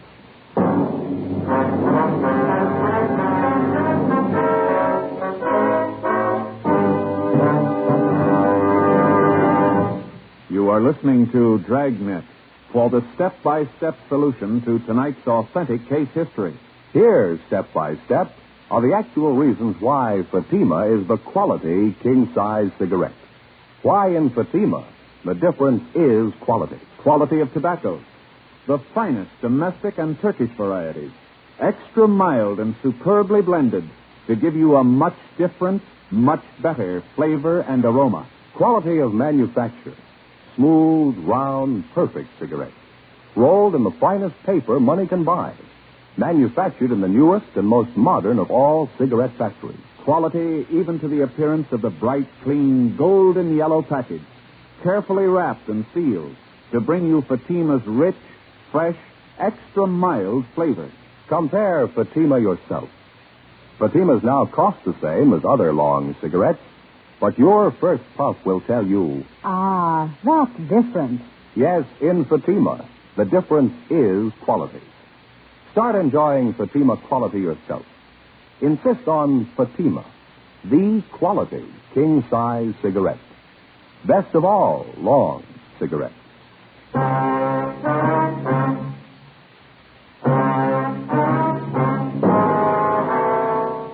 Friday, April 30th. We were still without a lead as to the whereabouts of the missing mother, Mrs. Jean Kessler. The blood-stained coat, which had been found in the South Hope Street Hotel, was shown to Mrs. Kessler's friends and to her children, Richard and Judy. They identified it as belonging to the missing woman. Routine investigation of the hotel room failed to uncover any further leads. We got out a supplementary APB, and then we started rechecking with the Kessler woman's friends and acquaintances. Nothing. We rechecked a dozen taverns and cocktail lounges that she'd been known to frequent. No sign of her, no sign of her boyfriend. In rechecking her personal effects, we found a canceled check payable to their former nurse, Mrs. McIntosh. The endorsement carried her address. We checked it out. She'd moved. We traced it to the forwarding address. There we were told that she had a new job as a nursemaid with a wealthy family living in the Los Feliz district. We called there and talked to Mrs. McIntosh, and she told us that she was just leaving the house with the 3 children for an outing at the park and the zoo. We made arrangements to meet with her out there, 1:30 p.m. Ben and I located her at the head of the path leading through the main part of the Griffith Park Zoo. I read about it in the paper, Sergeant, about Johnny. I didn't know you wanted to talk to me. I would have called in if I did. We're still trying to locate the mother, Mrs. McIntosh. Can you help us out there, though? No, I don't know. Have you asked at those places she used to go to all the time, where she used to drink? Yes, ma'am, we have. They couldn't help us. Did you know any of Miss Kessler's boyfriends, the ones that had come to the house? Yes, I knew all of them. Donald, don't you wander off now. Same for you, Patsy. You stay close. The boy, Richard, he was telling us about one of the boyfriends, ma'am. A fellow named Larry. Oh, yes. Donald, you heard what I said. You stay close. Yes, I knew Larry. You remember what his last name was now? Yes, Bartell. Some kind of an actor in the movies, I think. Bartell. You know where he lives? No, I think he had an apartment in Hollywood. I wouldn't know the address. What kind of a man was this Bartell? I mean his temperament and things like that. Well, I think he was kind of lazy. I think Mrs. Kessler was giving him money. Mm-hmm. Did the two of them ever argue or have any fights? All the time. He had a terrible temper. Did he ever strike Miss Kessler? Yes, I saw it happen several times. Not too close to the cage, Donald. Back a little. How did this Bartell act toward the children, Mrs. McIntyre? Different, I guess. They annoyed him sometimes. Well, that was after that you had the argument with Miss Kessler? Yes.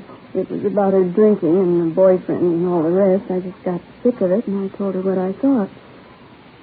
She didn't want to admit she was getting old, not caring for the children, pretending she was still in her 20s. Well, do you have any idea where we might locate the father? Well, they're divorced, you know. He's the head salesman for a lumber concern downtown. He inherited most of his money. I have the name of the company at home. You can have it if you like. Yes, ma'am. We'd appreciate that. You know, it's the children I feel sorry for. Yes, ma'am. 3 beautiful children. And that poor little Johnny, I just can't understand it. What's that? How could anyone desert a helpless baby like that? We'll ask his mother. Friday, 5 p.m. Mrs. McIntosh called us at the office and gave us the business address of the missing woman's ex-husband, Richard Lane Kessler. We called there, but they told us Kessler was away on a week's vacation. They had no idea where to contact him, but he was expected back in a few days. We called Central Casting and asked them to check their talent list for a bit player by the name of Larry Bartell. They had no such name listed. Saturday, 8 a.m. The Kessler children, Richard and Judy, remained in the custody of juvenile authorities. The search for their mother continued. All day Saturday, Ben and I ran down what few leads we had. They went nowhere. Checks to the morgue, the city hospitals, and the drunk tank at the main jail still failed to turn up the missing woman. We checked again at the different drinking places she used to patronize. No one had seen her. 5:30 p.m., we went back to the office. A lot of mileage today. Yeah, there's not much to show for it. Not going to be much fun for those Kessler kids this Sunday. Why? What do you mean? First Sunday in May. Huh? Mother's Day. Oh, yeah. Hi, Mac. Hi. Got a piece of news for you. Yes? The Kessler woman's boyfriend, Larry Bartell. What about him? He's been located. When he'd seen his name mentioned the previous night in the newspaper stories concerning the case, Larry Bartell had contacted the office to let us know that he didn't consider himself a fugitive. At least that was his story. He called just a few minutes before we got back to the office. He left word that he could be found at a Wilshire address all day Sunday. In the meantime, he'd be at the Spotlight Club, the club for theatrical people located in West Hollywood. 6:25 p.m. Ben and I located him at the club back in the billiards room.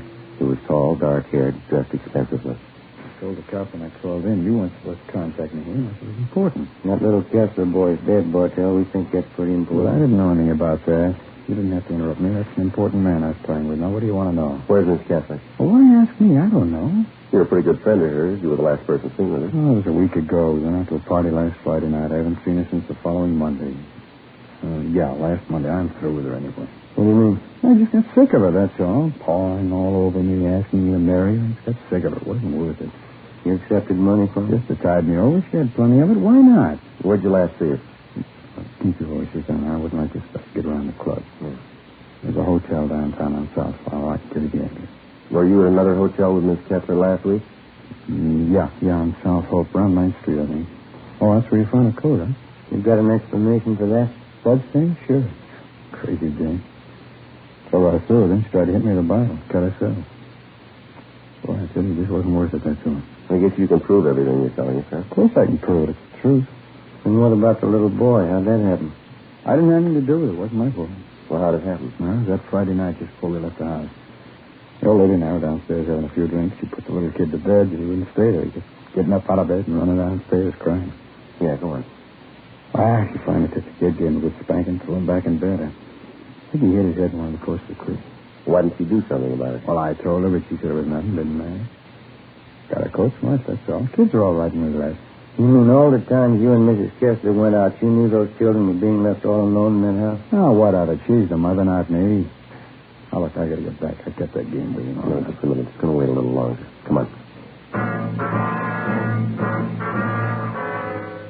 Larry Bartell was taken downtown and held for questioning on suspicion of 702 WIC, contributing to negligence of minors.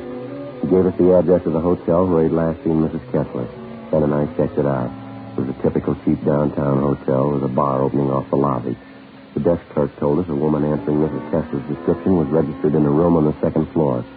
They had an old-fashioned player piano going full volume in the bar. The sound followed us up the stairs. Tenants here sure must like their music. Yeah. That's the stairs, isn't it? P15? Yeah.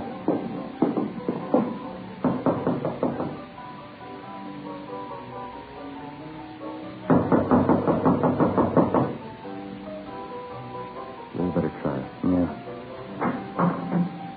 Let's have a look. Who's there? Who is it? You, Mrs. Jean Kessler? What is it? Who are you? Police officers would like to talk to you. I haven't done anything. What do you want with me? I want to talk to you about your children, Miss Kessler. But I didn't do anything. Johnny was sick, that's all. I didn't do anything. That's not what Bartell said.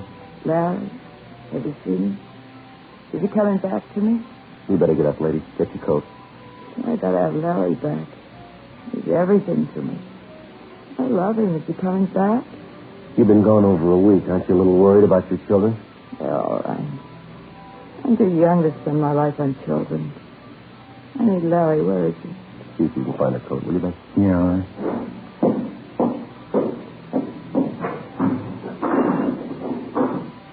I've been drinking milk, sis. I felt terrible. Yeah. I need Larry so bad. He's young like me. I love him. I gave him all my love. Gave him every bit of it. Yeah, you gave them too much. What? You didn't have any left for your kids. The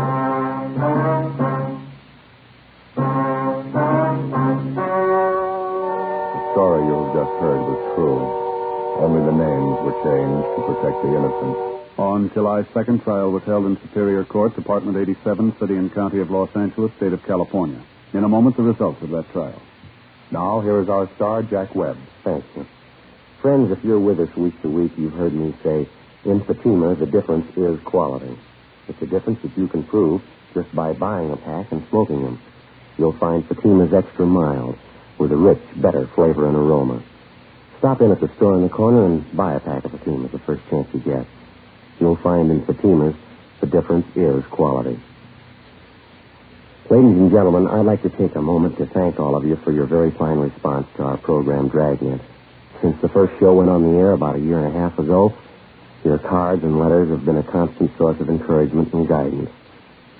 In the field of radio presentations, we felt that we were attempting something a little different, and we were not altogether sure that it would meet with your approval. Possibly, we were sure that our approach to this type of presentation was a sound one, but the final approval had to rest with you. If we may judge by your response, you've placed Dragnet high among the programs that you enjoy most. And for this, we're indeed grateful. We've tried to bring you, first of all, an adult program worthy of the 30 minutes that you spend with us each week. We've tried to bring you an honest and authoritative report on the work of your police force. We've tried to bring before you documented police cases that were informative as well as entertaining. In forthcoming weeks, we sincerely hope that Dragnet remains one of your favorite shows. Your letters have been read by all members of the Dragnet production staff. So if you like to listen to Dragnet, it's because you, our listeners, have helped to guide us in presenting the kind of entertainment that you want. And for this, our thanks.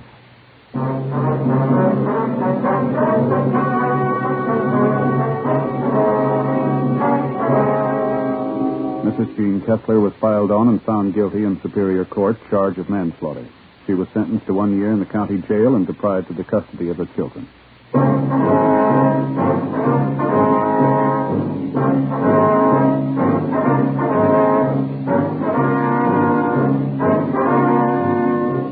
You have just heard Dragnet, a series of authentic cases from official files. Technical advice comes from the Office of Chief of Police W.H. Parker, Los Angeles Police Department.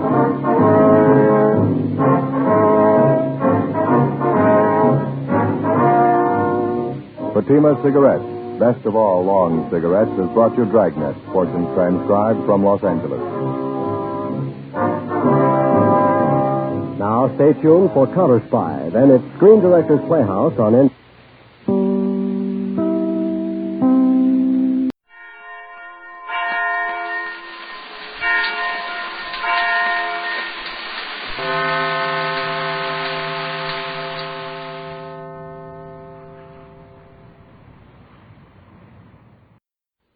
This one's about Pete Kelly.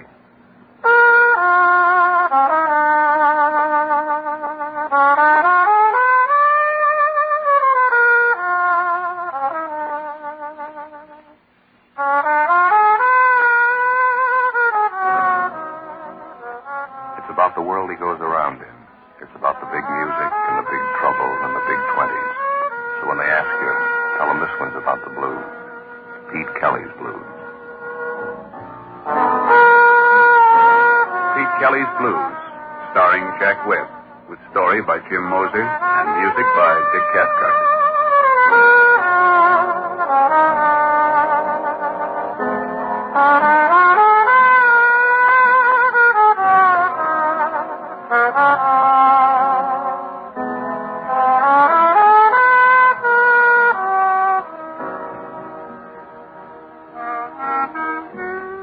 My name's Pete Kelly. I play cornet. You'll find us at 417 Cherry Street, Kansas City. It's a standard speakeasy. We got 35 cases of cut whiskey and a 7-piece band. We start every night at 10 and we play till 6 in the morning. It's not much, but the contract runs out in June 1924. After that, there's a place in South Chicago that may take us. In the meantime, we're working here on Cherry Street. The lease is made out to George Lupo. His brother gave it to him after the funeral. The kind of music we play started out as a backroom exercise in a little swamp stop called Myrtle Grove. LaRocca took his Dixieland band to Reisenweber's in New York. We got as far as Kansas City. It's no place to get off a train unless you're a sack of mail. Because around here, everybody works at the same job, staying alive. $50 buys a pair of socks, a spaghetti dinner, or a down payment on murder. Well, last night, everything turned sour about midnight. The town was down on its hands and knees trying to crawl through one of those Kansas City hot spells that blast by every third day. It was heat and headaches all the way. Our drummer, Nick, was dragging the beat, and I went bad 12 bars in on the Memphis Blues. Well, I figured we better cut the set short, so we started to fight our way through one chorus of Roses of Picardy. That's when the kid came in and stood by the bandstand. He was tall enough to see over a quart of milk with a face the size of a minute and just about as young.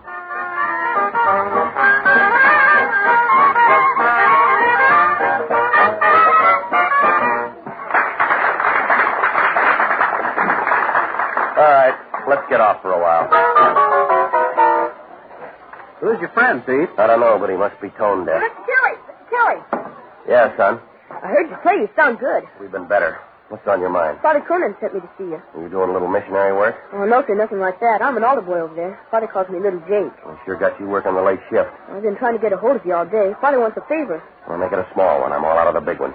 And he just wanted to know if you could come by St. Timothy's and see him. He said tomorrow morning right after the 9 o'clock. Okay.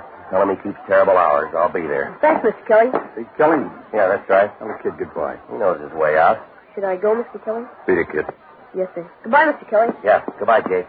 You got someplace private? We'd like to talk. This is my office. I Now listen hard, Bright Eyes. There's enough gun in this coat to blow you right through the wall. I'll take your word for it. We come in nice and you get funny mouth. Now you got someplace we can talk. I can't leave. I got to do a number. Do it. We'll be right here about 10 feet from your stomach. Yeah. All right. Let's go. You look sick, Pete. What's the matter? I feel fine. Who's sorry now? Everybody ready? Let's go.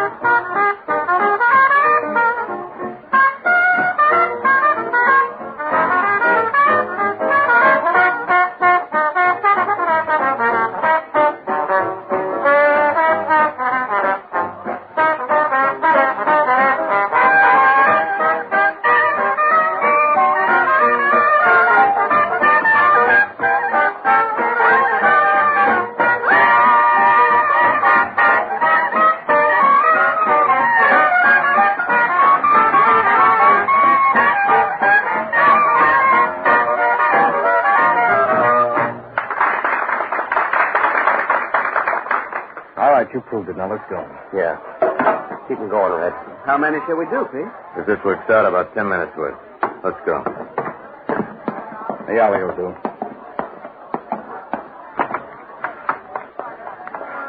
We need a favor, Kelly. Yeah, there's a run on them tonight. Give me the envelope, Dix. Yeah. You got an inside coat pocket, Kelly? Come on. Need to throw her past the dice. Hold him, Dix.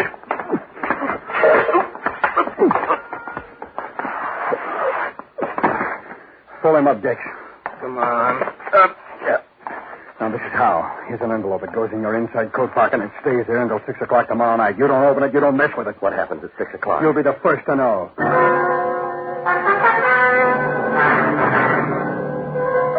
Well, I stood there in the alley and watched them walk away. Inside, Lupo was blowing up a storm. Something about paying for a 7-piece band and only having 6. Well, it wasn't worth trying to get back on the stand. I got a cab and went up to my room. I tried to get to sleep. It was no good. I got up. I was sick to my stomach. After that, I went to sleep. The next morning, I made a pass at some breakfast and tried to look through the sports page. Harry Heilman got 4 for 5 against the Red Sox, but that's all I read. That envelope had me. People have been taken out in alleys before, and they've been worked over, usually to get something away from them, not to give it to them. No matter how I tried to put it together, it wouldn't come out. Thin or fat, it wouldn't slice. I had the envelope, and I had to wait till 6 o'clock. Well, I gave up on the coffee, and I started over to see Father Cronin. It was a little after 9:30 when I started up the steps of St. Timothy's. I figured Mass was almost over, so I hung around in the vestibule for a couple of minutes, trying to look like a part-time bell ringer. Hi, Mr. Kelly. Hello, Jake. Father's back in the sacristy, Mr. Kelly. He said for me to show you the way. They move it? No, sir. All right, Jake. Show me the way.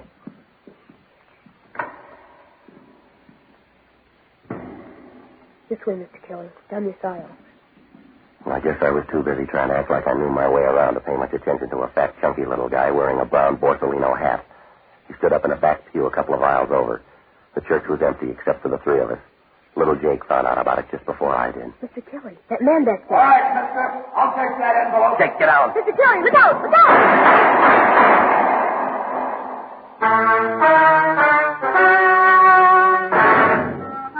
Well, in Kansas City, you learn early to look for trouble. Any place, any time. But this is the first time it caught up with me in the middle of a church. The last 3 shots were a waste of money. Jake went down like young wheat in a hailstorm. When I grabbed for him, I hit my head in the base of a marble pillar. I lost the edge right there. By the time I hit the street, he was gone. I guess I covered every alley and street in the neighborhood. But it was like trying to wash a pail of dirty water. I don't know how much later it was when I stopped for a minute in an empty doorway and tried to remember what I was chasing. Well, a siren was crying off somewhere in the distance, and I started back for the church. The coroner's wagon was just pulling away as I got there. I didn't see Father Cronin around, so I went back to the rectory and rang the bell. He came to the door in his shirt sleeves. He stood there for a minute just looking at me. And then he motioned me inside. In here. Sit down. The kid, Father, little Jake. He's dead. You want a blow-by-blow? Yeah, I know, Father. I was there. Sure you were there. You're always there. I should have known better than to call you. I should have known it meant trouble. Oh, wait a minute, Father. This wasn't my party. I called you here today to ask you a favor, Pete. Yeah, I know. You don't know. It's too late now. We were going to have an altar boys picnic tomorrow at Washington Park. I wanted you to play a little music for us. We won't be going now, Pete. We got a funeral instead. Yeah. What do you want me to say? Don't say anything, Pete. If you've got any private fights, that's your business. But don't bring your beefs into the church. I never saw the guy before, Father. Don't kid me. He didn't come in here to shoot little Jake. Now, look, I know this is hard to understand. You bet it's hard to understand. We've been over it before, but you ran with the same pack. You hung on to the same friends. You had it all figured out. Well, you figured this one, Pete. There's a 9-year-old boy on his way to the morgue. He took a gangster's bullet that you earned. Now you go ahead. Figure it. I got this envelope. I don't want an explanation. Take your excuses and peddle them where you need them. To the bootleggers and the gunmen. Take them to your crowd. This envelope, Father, they shoved it in my pocket. I was out in the alley behind the club. 2 guys, they worked me over. I didn't think they'd try anything like this. Neither did little Jake. All right, Father, I told you I was sorry. Go on home. Why don't you stop cutting at me and say a prayer for that kid? I would, but I'm too busy praying for people like you.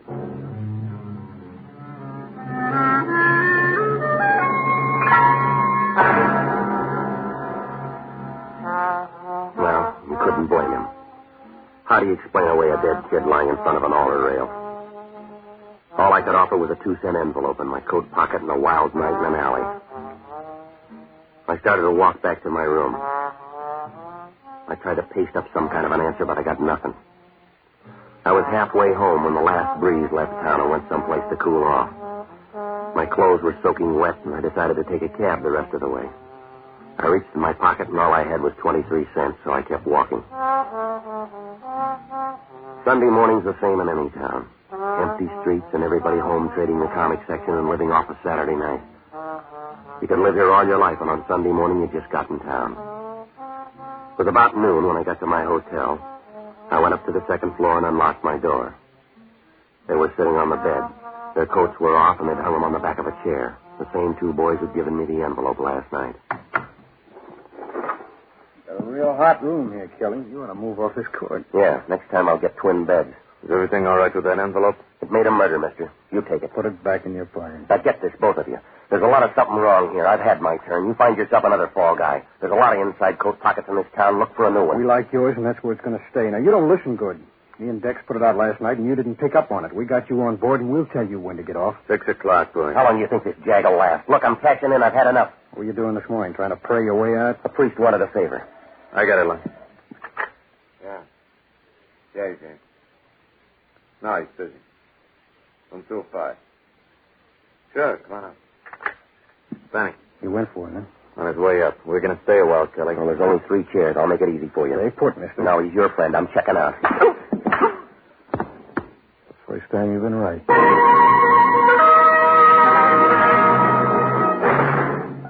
Well, it happened so fast I didn't even see his arm move. My knees buckled and I pitched forward. I don't know how long I laid there, but when I opened my eyes, the afternoon sun was almost gone. What was left of it was bleeding through a rip in the blind. Well, I could hear somebody breathing hard like a fat man on a hot day, and when I rolled over, I saw him. A tough prohibition agent by the name of Cage. The weather didn't make any difference to Cage. He always looked that way. His collar was wilted, and it looked like Arrow's first try. His necktie was pulled down, and the knot was twisted. The heat had worked him over so that the front of his shirt was splotchy and damp. Reminded you of a first grader's map of the world. He was sitting in a chair with his arms draped over the back and his head resting on his hands. He was smoking a Milo Violet, but it didn't help that much. His mouth was wound around a toothy grin, and he looked like a mountain lion who'd just eaten her young. You can get up now, Kelly. You made your point. Yeah, sure. How long you been here? Long enough to fill out your booking slip. You're going to jail, mister. What for? Sleeping on the floor? For the dead guy on the bed. Who is he? I don't know. How'd he get there? You put him there after you shot him. Now get your hat. Look, Prohibition's your racket. Dead bodies are out of your line. Not when I find him in your room. Now let's go downtown. We'll both tell homicide. We'll find the details later. Gage, you couldn't find yourself in a mirror. I didn't have anything to do with this, and you know it. I've been out for the last 3 hours. This happened after they slugged me. Save it for the jury. All I know is I got a phone tip to check room 205. I come up here and I find you and a dead guy. That's all I need. You can dress it up fancy and make it look cute, but it still comes out murder. There's enough liquor in this town to float it away, and you're wasting your time with a killing that's none of your business. You're my business, big shot. Somebody put 2 pounds of lead in Benny's chest, and you're my pick. Benny who? Benny Davis. He worked for Mike Quinlan. You look pale. Yeah, I'm just beginning to feel the squeeze. Mike Quinlan on one side and those 2 trigger men that you let walk out of here on the other. You got it, and I'll be turning the handle. Now, before you start worrying about your picture in the paper, you better turn up the 2 guys that were here with me. That part of the same dream? They gave me an envelope to hold for them. The price on it's going up by the minute. A 9-year-old kid died for it, and this guy here on the bed. That's a good story. Do you write him down or just make him up? Look, you got nothing on me, and I haven't got much time. I'm leaving you. That's all right. I call downtown. The minute you hit the street, they'll pick you up. In the meantime, you better come up with more than you got. They don't hang you in this state on a hunch. I'm going to check this room over. I'll find all we need. You couldn't find your head with both hands. Goodbye, Cage. All right, you got till midnight, big shot, and then I'll be around. Yeah. I'll have it all set up. All we'll need is time to run the extra.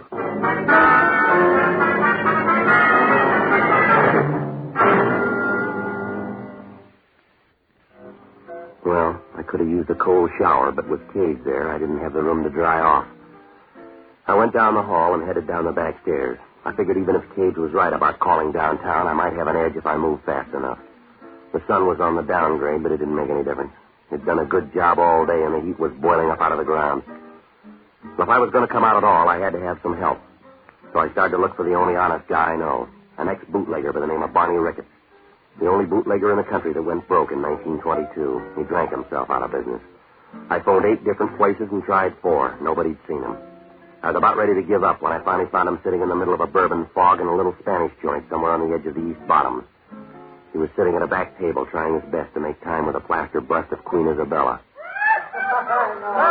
P.T., my boy, you're just in time. I'm not quite certain, but I think the young lady here has a friend. I got to talk to you, Barney. If you're any good at all with Spanish, now is the time. I was positive she'd loosen up on this second bottle of wine, but no, she's utterly uncharitable, and I think she's a picture of a perfect boy. Yeah, all right, Barney. To a member of the old Castilian school, there can be no excuse for the conduct she's exhibiting. Yeah. Why, do you know I was even good enough to buy her 3 rounds of Portuguese brandy, imported, mind you. But what do I get for my pains? Not even a civil thank you. All right, listen to me, will you, Barney? I've been sitting here in the most gentlemanly fashion, sipping this delicate nectar and trying vainly to keep the party going. But does she help? No! I've talked to her about politics, medicine, literature, Keats, Byron, Shelley, Faith Baldwin. I've even talked about the weather. Barney, she's a statue. Oh, a simple oversight, P.T. It could happen to anyone. Now, look, I'm in trouble. Of course you're in trouble. You'll always be in trouble because you're a child of adversity, a son of scorn. The fates spit in your eye and you try to retaliate, but the wind's always blowing in the wrong direction. You're a lost leaf in the mortal storm, Petey. You're a pebble shaking a tiny fist at the mountain. You'd like to fight for some strange, fantastic cause, wouldn't you? But you can't find anybody your size. Men are too small and the gods are too big. Petey, you're lost. Are you all through now? Yes. What kind of trouble? A pair of bum murder raps. Somebody slugged me in my room, and I woke up with a dead guy. Dubious honor. You mentioned 2 murders. One of them was an altar boy over at St. Timothy's. The other guy worked for Mike Quinlan. The same Quinlan that controls most of the Canadian import here in town? Yeah, that's him. Time's short. Let's finish the brandy. 2 guys started all this at the club last night. Names are Ludd and Dex. Mean anything to you? This'll all sound better with more brandy. You picked 2 of Quinlan's first string. Ludd Sandell and Dex Porter, both killers. Look, they gave me an envelope to hang on to. Now, nose around. See if you can find out what it all means. The dead guy up in my room, his name's Benny Davis. See if you can find out where he fits in, will you? It'd be a lot simpler if you just joined Quinlan's gang. Benny Davis holds a card in the same organization. Well, how about Ludd and Dex? Any bad blood between them and If Davis? there is, it doesn't show. They're closer than unborn peas. You sure about that, Barney? Police blotter can't be that wrong. Benny's sister will tell you the same thing. Well, where do I find her? Chelsea Apartments. Beautiful girl, Petey. When you're my age, she'll disturb your memories. All right, now get going, will you? See how close you can get to Quinlan's headquarters. Find out what you can about Ludd and Dex and Benny Davis. Maybe Quinlan's got him on a special job or something. Find out what it is, will you? You'll find me in a temporary economic slump, Petey. I'll need car fare. Yeah, well, that makes 2 of us. I'm broke. You'll have to do it on foot. Oh, well, I have friends here, and my credit's unlimited. Well, hurry up, will you, Barney? One moment. Alfonso, would you loan me $1.50? Come on, let's go. He's only bluffing. He won't shoot.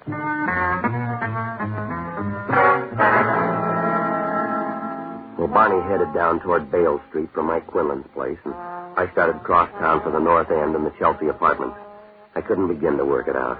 If Dex and Ludd were such good friends with Benny Davis, why did they kill him? And if they didn't do it, who planted his body in my room and why? Well, I was running way late, and there wasn't much time to catch up. I finally found the Chelsea apartments on the corner of Stocker and Bales, with an old 3-story wooden frame. I checked the mailbox, and Louise Davis was down for apartment 17. Well, inside, the hallway was dark, and a couple of gas jets were smoking up the ceiling. There was a potted palm by the foot of the stairs, and it looked like it was growing out of old gum wrappers and cigar butts. Apartment 17 was at the rear of the first floor. She answered the door, and you could tell right away Barney was right. She was pretty, and she had enough smile to last you for years. Yes? You Louise Davis? That's right. I can do better for you. You're Pete Kelly. I've heard you play. Yeah, well, so far you're batting 1,000. Can I come in? Yeah, sure. You didn't bring your band, so it must be a social call. I'll make this short. It's about Benny.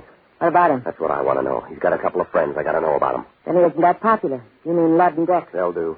They got trouble, and they're cutting me in. What kind of trouble? No, I'm not sure. That's why I came to you. I can't help you. They never tell me what they're doing.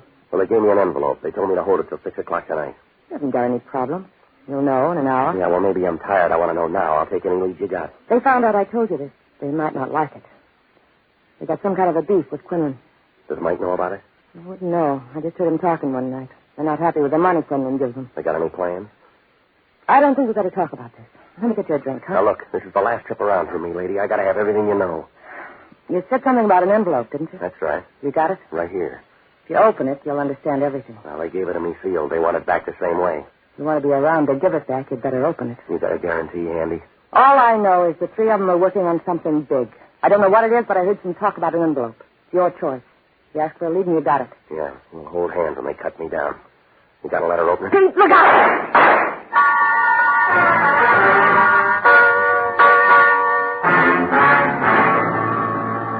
Well, it all happened faster than a Mexican divorce. Louise Davis was dead before the echo left the room. Well, I got to the window, but whoever did the shooting was gone. I grabbed the envelope, and on my way out, I took another look at her. There wasn't anything left but the smile. I cut through a couple of back lots and down an alley. I stopped in the doorway and opened the envelope. Inside was a handful of typewritten sheets. Looked like a lot of headache for 5 pieces of paper. And then the bell rang. 2 of them were consignment slips for 8,000 gallons of high-grade Canadian whiskey. The other 3 slips were detailed breakdowns for a convoy of trucks.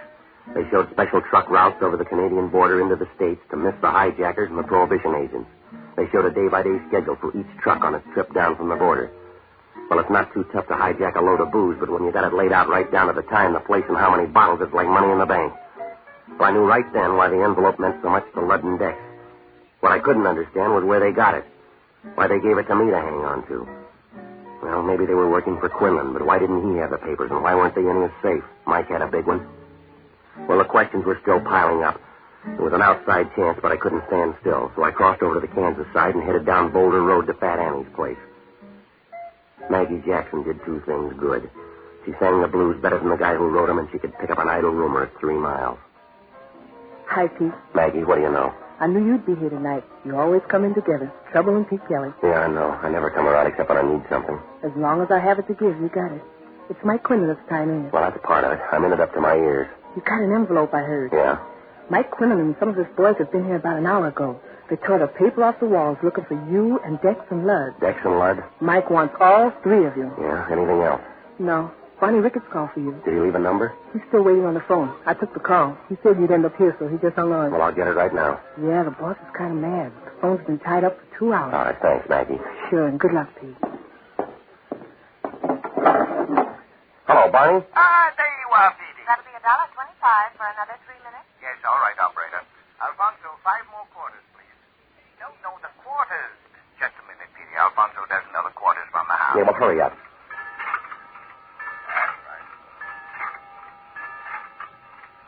Thank you. Now then, Pete. No, Alfonso, no more money for the moment. What's going on, Barney? Where are you? Fort Madison, Iowa. I'm troubleshooting for you, Pete. Well, what'd you find out? It's a double cross. Mike Quinlan's involved in one of the biggest deals of his career, and Benny Davis, along with Dex and Ludd, stole the consignment papers. Yeah, I know. That's what's in the envelope. You better get them back to Quinlan. I understand he's been tearing up the town for him. Well, what do I do about Dex and Ludd? She might easily end up like Benny Davis. Seems Ludd and Dex didn't want to split it 3 ways, so they killed him. You sure about all this? That's why I'm up here in Iowa. I suggest that you No, I'll see you when you get back. It's in a gay, mad world, Petey. We drove 60 miles an hour all the way up here. Yeah? Alfonso's drunk. He thinks the phone's his slot machine. He's waiting for the payoff.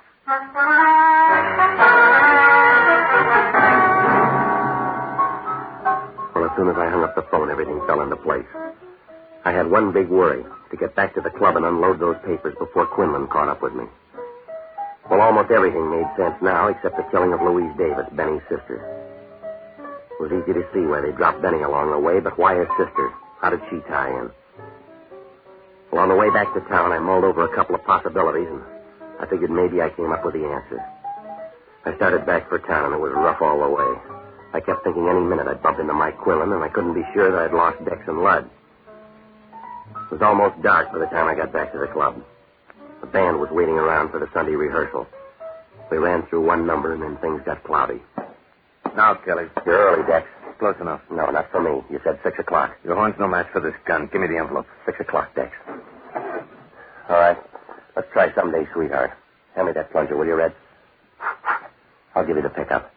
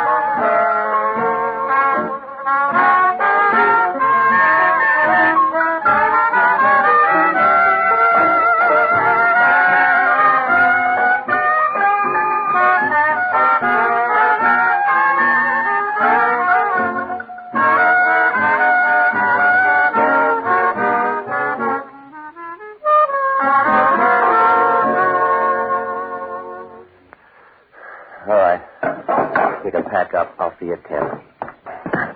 You gonna give me that envelope, or do I blow it out of your pocket? The same way you handled Louise Davis? I don't know what you're talking about. I think you do. You killed her and you killed her brother. You got it all figured out, haven't you, Go on, players right, Dex. Don't turn around.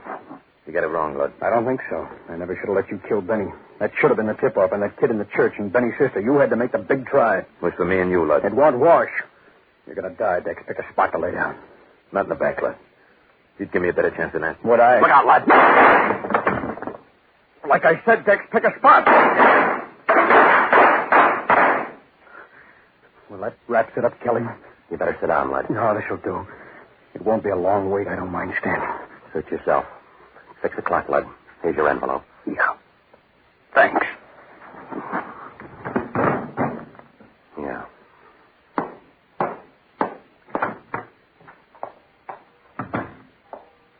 Hello, Pete. Hi, Father. Just going to stop by.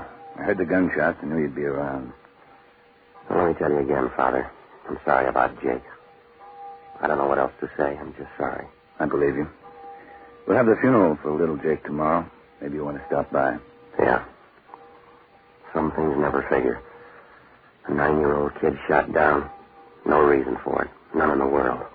9-year-old kid. It's done, Pete. Don't waste your pity on little Jake. He's got a big lead on both of us. I don't get you, Father. You and I should die as good as a 9-year-old.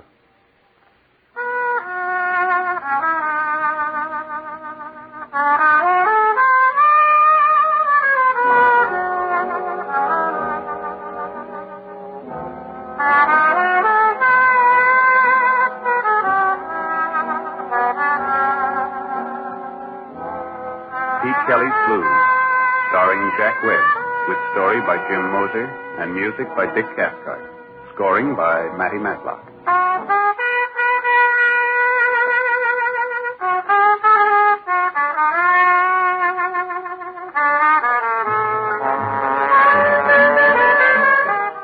The music of Pete Kelly's Big Seven consists of Dick Cathcart on cornet, Matty Matlock on clarinet, Nick Fatul on drums, Ray Sherman on piano, George Van Epps on guitar, Judd Burnett on bass, Mo Schneider on trombone. The songs of Maggie Jackson were written by Arthur Hamilton.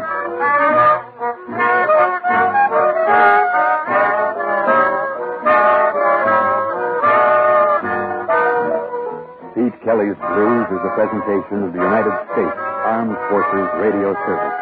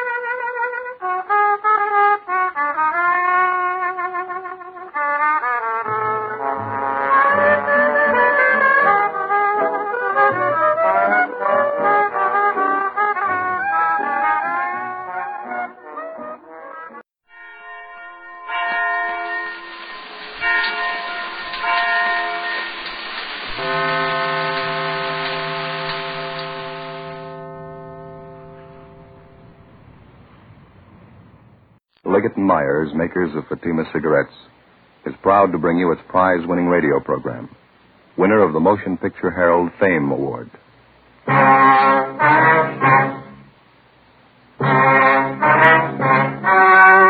story you are about to hear is true. Only the names have been changed to protect the innocent. Fatima Cigarettes, best of all long cigarettes, brings you Dragnet.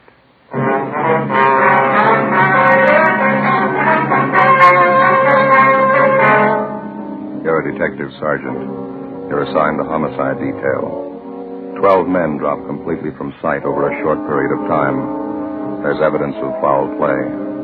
4 months pass. You finally locate the leading suspect in the case. Your job? Pick him up. You'll be amazed when you compare Fatima with other long cigarettes. You'll find they now cost the same. But in Fatima, the difference is quality. You see, Fatima is the quality king-size cigarette because it contains the finest Turkish and domestic tobaccos superbly blended.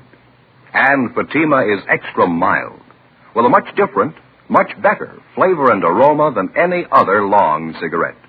So compare Fatima yourself. Fatimas now cost the same as other long cigarettes, but your first puff will tell you... Ah, that's different. Yes, in Fatima, the difference is quality. Ask your dealer for Fatima, the quality king-size cigarette. Best of all long cigarettes. Start enjoying Fatima tomorrow.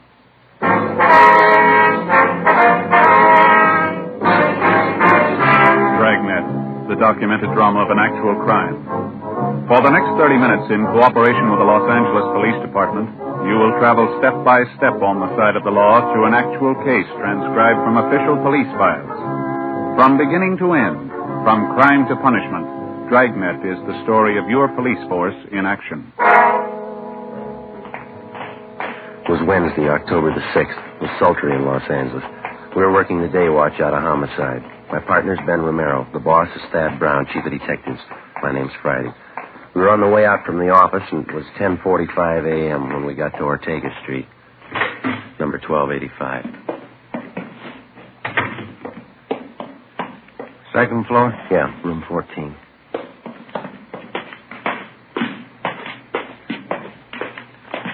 They all smell the same, don't they? What's that? Room and housing. Oh, yeah. No, these are the odd numbers here. Must be down that way, huh? Yeah, here it is. 14. Yeah.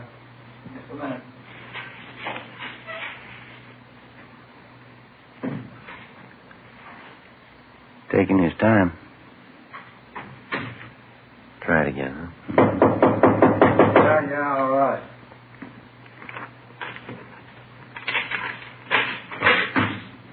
Yeah? Police officers. Your name Henry Ross? Get out of here. Get out. All right, come on.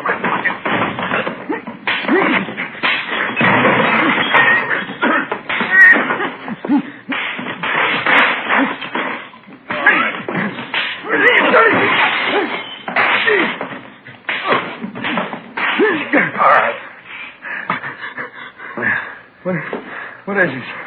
What do you want? Ben. Yeah. I got him. What is this? You guys really cops? Right, come on, get up. No fooling. No fooling. You really cops? I thought you were faking. We showed you our identification at the door. I thought you were faking. That's the truth. There's a couple of guys out to muss me up. I thought you were them. Is your name Henry Ross? Yeah, that's right. I thought you were one of those moochers I had a fight with in the bar the other night. Said he's going to get a pal and come back in and take care of me. Yeah? Yeah. I ain't got no reason to fight with cops. Well, I didn't do my room any good. Landlady's sure going to scream. All right, come on. You want to finish up dressing? I want to talk to you downtown.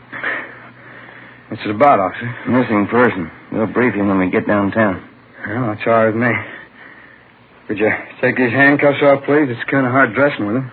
All you have to do is put your shoes on. You can make out. All right.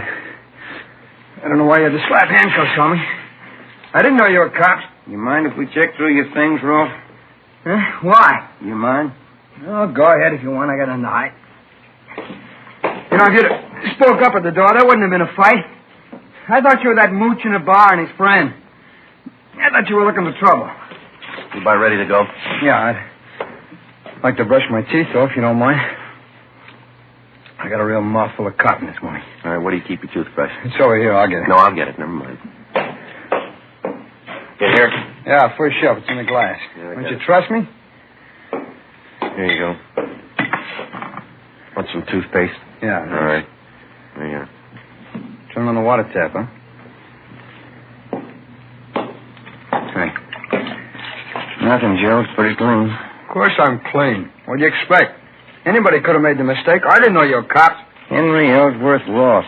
Is that your full name? Yeah, that's right. I hardly ever use the Ellsworth, though. It's a real lousy name, huh? So what's the fetch on all this, officer? We told you, missing person. Want to talk to you about it. I don't think I can help you. Nobody I know is missing. How about Paul Davis? Davis? Yeah, I know Davis. I don't know if his name is Paul, though. Been gone a long time, huh, Miss Davis? Yeah, that's right. Something wrong, you think? We figure murder. After going over his room thoroughly, we took Henry Ellsworth Ross back to the city hall to the interrogation room. He was a slightly built man, dark hair, brown eyes, swarthy complexion. He was a longshoreman by trade.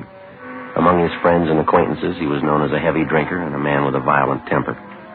Ben and I questioned him for a half an hour and got nowhere. He sat across the table, relaxed, scraping at a thick callus on his hand with his fingernail. I'll tell you the truth. I just don't know what you're getting at. I think I know a guy named Davis, and that's about as far as it goes. Sure that's all you got to tell us? Of course I'm sure. Now, look, I got a right to call a lawyer if you're going to sit there and throw a lot of charges at me. We're not throwing charges at you, Henry. We've got a missing persons case. We'd like to have you cooperate. That's about it. Well, maybe I'd like to, but I can't. Paul Davis is just a name to me. Maybe I know him. I don't know. You got that report there, Ben? Yeah, just a minute. Here you go. Thanks. Well, here's the way it goes, Henry. Yeah? According to his wife, Paul Davis left Los Angeles by auto a little over 4 months ago. He was driving up to Oakdale, California to take a job with a dairy company up there. He never got there. He's been missing ever since. So? What's the pitch? All we've been able to find is Davis's car, the 36 Ford Coupe, 7 Tom 792. It was sold a month ago up in Lodi, California. But Davis didn't sell it. A man by the name of Carter signed the pink slip at the time of the sale. Henry Carter. Sorry. Don't mean anything to me. Well, this Carter made it look like Paul Davis had signed the Ford over to him. We checked it out. Davis's signature was Ford's. That's so? It's supposed to have something to do with me? Did you ever use the name Henry Carter? Of course not. Ross. That's the only name I go by. Never had your name changed? No. Never used an alias? I told you, no. I wonder if you'd mind taking a look at this. Here you go, this here. What's this got to do with me? The pink slip to Paul Davis' car. See these signatures on the back here? Transfer of ownership. You recognize either one of them? Paul Davis. Henry H. Carter. No? Doesn't mean anything to me. Is it supposed to? It should, yeah. Why? The signatures are both in your handwriting. How about it, Henry? About what? I don't even know what you're talking about. You're trying to give me the treatment? What's this all about? I'm trying to locate Paul Davis. I'm not even sure I know the guy. I think you better level, Henry. Our handwriting man checked both the signatures. It's your writing. Well, then maybe you better get a new handwriting man. I never saw that slip. I never wrote those signatures. Anybody can copy handwriting. Well, I got something else for you, Ross. I'd like to have you check it over, see if you can identify it. What is it? It's a letter. Want to take a look here? Does that mean anything to you? No, nothing. I hope you're not going to tell me this is my handwriting. That's what the report says. Oh, it's crazy. I never wrote like that in my life. All the writing characteristics match up, same as the signatures on the pink slip. All right, maybe they are the same. I didn't write either one. I never wrote like that in my life. Here, let me show you how I write. No, that's all right, Henry. Ben, you want to pull the package tomorrow night? Yeah, okay. I don't savvy one bit of this, Sergeant. How about laying it out here? You can see the name at the bottom of the letter. It's signed Henry Carter, same as the pink slip. Well, that doesn't mean anything to me. Well, this letter was sent to the wife of Paul Davis about 9 weeks ago, and it says here that Davis supposedly was too busy to write his wife, so he had this Henry Carter send a letter. He also writes in here that Davis sold his car to Carter. Somebody trying to cover up, huh? Yeah, we think so. We think it's Henry Carter. This Davis guy, he's been gone about 4 months? That's right. You said you thought Davis was murdered. How come? Just an idea. Oh. 8 men had disappeared from around here in the last 14 months, just like Davis. 6 more up in the San Joaquin Valley the same way. They took off alone on auto trips and never seen again. Not a trace. Pretty funny. Here you go, Joe. Thank you. You've got your record here, Henry, from Baton Rouge. Sent to Sheriff Clemens for it. Huh? Look, do we have to drag all out again? It's past. Just one thing we had to check, Henry. You told us that you never use an alias, is that right? All right, I have. I didn't know what you're getting at. I didn't figure there's any use dragging out dirty laundry again. I asked you if you ever used the name Henry Carter. Okay, I've used it. It's a common name. There's a lot of Henry Carters around. We only know one will fit your description. I'm clean. You know that. On the smoke, Henry? No. Joe? Yeah, thanks. Well, let me have one, will you? Sure. Here you go. Thanks. We got a match here. Well, we rode this thing for 4 months. All over the state. Here. Thanks. I'll tell you what we got, Henry. We'll let you make up your own mind. It's not my writing. On June 4th, Paul Davis left Los Angeles in his car headed for Oakdale. Late in the afternoon, he stopped for gas at a service station just beyond San Fernando. The attendant says a man was with Davis. You fit that man's description, Henry. Yeah? Well, I've seen monks like that in court. They get on the stand and can't even remember their own name. A couple others. You and Davis stopped for a hamburger just outside of Gorman. There's a man there. He remembers you, too. You stopped again in Bakersfield. Picked up a quart of oil for the car. You and Davis had a Coke. It's the last time he was seen alive. That makes me a killer, huh? A month after that, the pink slip to Davis's car came through DMV up in Sacramento. That was for the transfer of ownership from Davis to Henry Carter, both in your handwriting. A couple of weeks later, Mrs. Davis got that letter. A month ago, Davis's car was sold to a dealer in Lodi. Yeah. We found the dealer, Ross. Showed him your mugshot. He says you sold him the car. That all? It's just the main part. There's more. We've been on the road a lot. We followed you from here to Sacramento and back, Henry. Every stop, every detour. It took us a long time. Yeah, I guess it did. What do you say, Ross? Nothing. Any way you want it, Henry. You got on the smoke? Yeah? Yeah, here you are. Thanks. Here.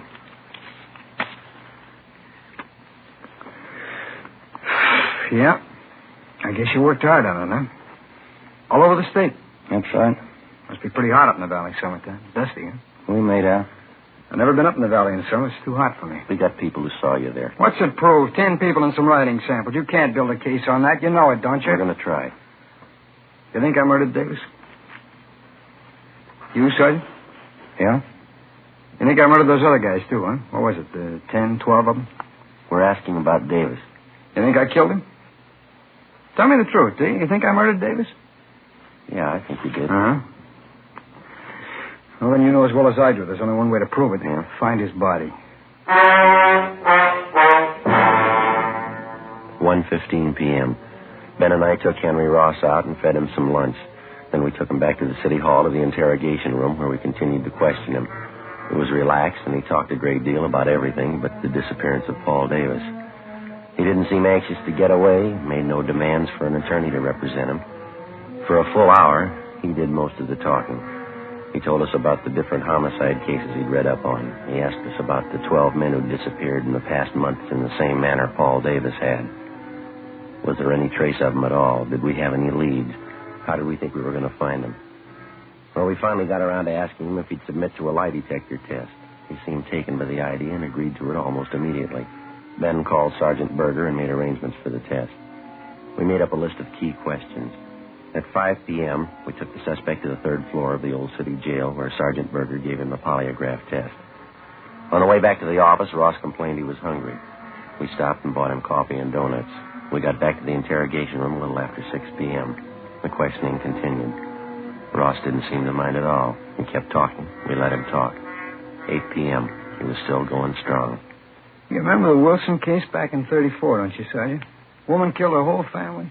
Big case, you remember. Yeah, it's pretty tragic. Is that a hobby of yours, Henry, collecting murder stories? No, I just read them, remember. I guess I can remember every big murder case in the last 15 years. That's so. Yeah, it's about all of them. I guess it is kind of a hobby. I get a big kick out of it. I get it, Ben. Excuse me, Henry. Oh, sure. Interrogation room, Friday. Oh, yeah, Berger. Mm-hmm. Yeah, how many? Uh-huh. Yeah. Okay, thank you. You know, there's one thing I get a real big kick out of, those detective magazines. Mystery stories, the way they make out the murderer. How do you mean? You know, they always build it up into something big. Somebody's always killing somebody else for $1 million, or maybe over some woman, some beautiful woman. Same way with the movies. That's where they get it all mixed up. I don't think I follow you, Henry. Oh, sure you do. Every time some guy writes a murder story, he's got to build up a big reason for the killing. Mm-hmm. A lot of money, beautiful woman, revenge maybe. Always got to be a big reason. Motive, that's what they say. Yeah, well, it generally works out that way, doesn't it? Why? I bet you there's a 1,000 murder cases in your files without any reason at all. Some people kill, that's all. I've heard about lots of them. They just want to kill, and they go ahead and do it. Maybe for a few bucks, maybe for nothing. They just do it, that's all. That's all. Sure, you know that. Like this thing you've been talking about. 10, 12 guys disappear. They got a few bucks, maybe they got nothing. Somebody plows them under, and that's all. No big reason. They just do it. So 12 guys are gone. It doesn't mean anything. Mm-hmm. That's how you got it figured out, Henry. Huh? The phone call a minute ago there was a man who gave you the lie detector test. Oh, that right? How'd it go? He just finished going over your graph. He got 16 positive reactions. Yeah, what's that mean? You lied, Henry, 16 times. That's right. You better tell him to get a new machine. I lied all the way through. Mind telling us why? No, I don't mind. I guess I knew you'd find out. Let's go get something to eat first, though. I'm hungry. No, we better talk a little more, Henry. Well, let's go. I'll tell you why we're eating. Bring a pencil with you. I'll draw you a map. Map of what? The canyon, where I buried it.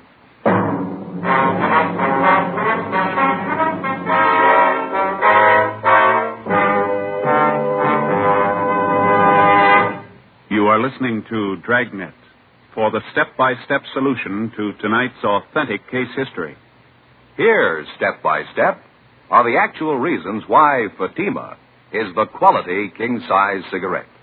Why in Fatima, the difference is quality. Quality of tobaccos. The finest domestic and Turkish varieties, extra mild and superbly blended to give you a much different, much better flavor and aroma. Quality of manufacture. Smooth, round, perfect cigarettes. Rolled in the finest paper money can buy. Manufactured in the newest and most modern of all cigarette factories. Quality even to the appearance of the bright, clean, golden yellow package, carefully wrapped and sealed to bring you Fatima's rich, fresh, extra mild flavor. Compare Fatima yourself. Fatimas now cost the same as other long cigarettes, but your first puff will tell you... Ah, that's different. Yes, in Fatima, the difference is quality. Insist on Fatima. Start enjoying the quality king-size cigarette. Fatima, best of all long cigarettes.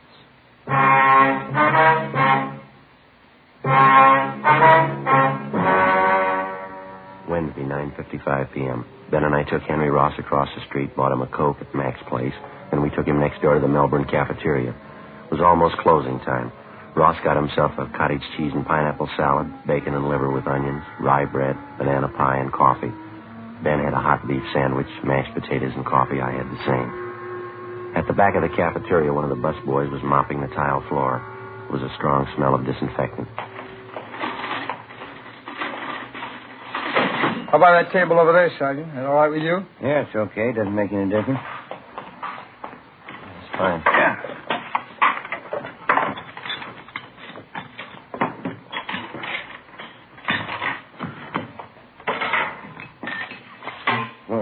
Want some water? Yeah. Henry? Yeah, please. All right, I'll get some. Oh, boy, living onions. That sure smells great, huh? Yeah. I can't take those onions so well. They repeat on me. Not me. I can eat anything. Salt and pepper? Yeah, thanks. Boy, I'm sure hungry. I haven't eaten much today. Did you get a sandwich made with rye bread? Graham bread. Oh, you should have gotten the rye. Real German rye bread. Here. Smell that. Real nice and fresh. Here you go. Ben? Oh, thanks. Oh, thank you. You know, all that talk really sharpened up my appetite. Boy, this food tastes good. Mm-hmm. Sugar, Joe? Yeah, thanks. We brought a pencil along, Henry. You want to start taking notes? As good a time as any, I guess. You know, the whole thing just comes right back to what I was trying to tell you there in the office. Yeah, what's that? Well, you know, all about those phony mystery stories. Oh, yeah. Every time there's trouble, there's a big reason behind it. It's phony, that's all. Yeah? Sure, this Paul Davis, for instance. I guess I knew you'd find me out. I knew this morning when you picked me up, you had it figured. Must have been a big job, huh? Finding me? Mm-hmm. Pretty big, I mean, you know. A lot of mileage. How'd it happen? Well, there again. Just like I was saying. There's no big reason behind it. I needed a few bucks, and Miss Davis came along. I guess he was it. All right, pass me a ketchup, will you? Oh, yeah. Here you are. I'll get the lid off there. There you go. Thanks.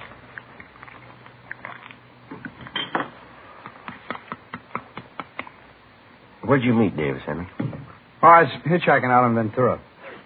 I'm not a dime in my jeans. I was going up to Maricopa. I thought I had a job up there, and Miss Davis come along. Picked me up. Mm-hmm. You ever know him before that? No, a stranger. He said he's going to Oakdale. The guy give me a ride. Go ahead. Well, we stopped for gas at San Fernando, and I saw he had a few bucks in his wallet, and I guess that's when I got the idea. About what? Killing him. Now, maybe that gives you an idea what I was talking about. You don't need any big reason to kill somebody. Davis said, 18 bucks. Now, suppose I told that to a writer. Somebody killing a guy for 18 bucks. That wouldn't make much sense, huh? He'd tell you it'd never sell. You need $1 million, beautiful woman, good motive. Yeah. Where'd you kill him, Henry? Just outside of Bakersfield. Little canyon there. I got Davis to buy a fifth of sherry in Bakersfield. He drank some on the way. Hey, pass the salt, huh? Yeah. There you are. Thanks. Liver's no good without plenty of salt. How'd you kill Davis, Henry? Well, that's a funny thing. He drank some of the wine, got a little sleepy. I was just outside of Bakersfield.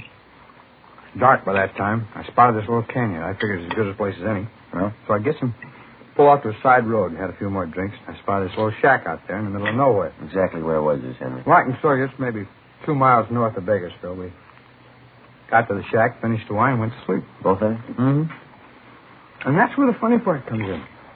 I guess I killed Davis, all right. But I didn't mean it. Oh, brother, get a whiff of that, huh?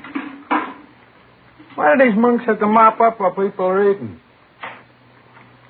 They'll be through in a minute, Henry. Fine. How'd you mean, Henry, you didn't mean to kill him? You already told us you had the idea. Well, sure I had the idea. Let me explain, huh? We both went to sleep in the shack, Davis and me. Guess that must have been, about 9 o'clock at night. I don't know what it was. Maybe the wine, I guess, but I started having nightmares. Yeah, now maybe this part sounds like a story, but it's the truth. I had all these dreams. I woke up, but they're still there. What was that? Faces.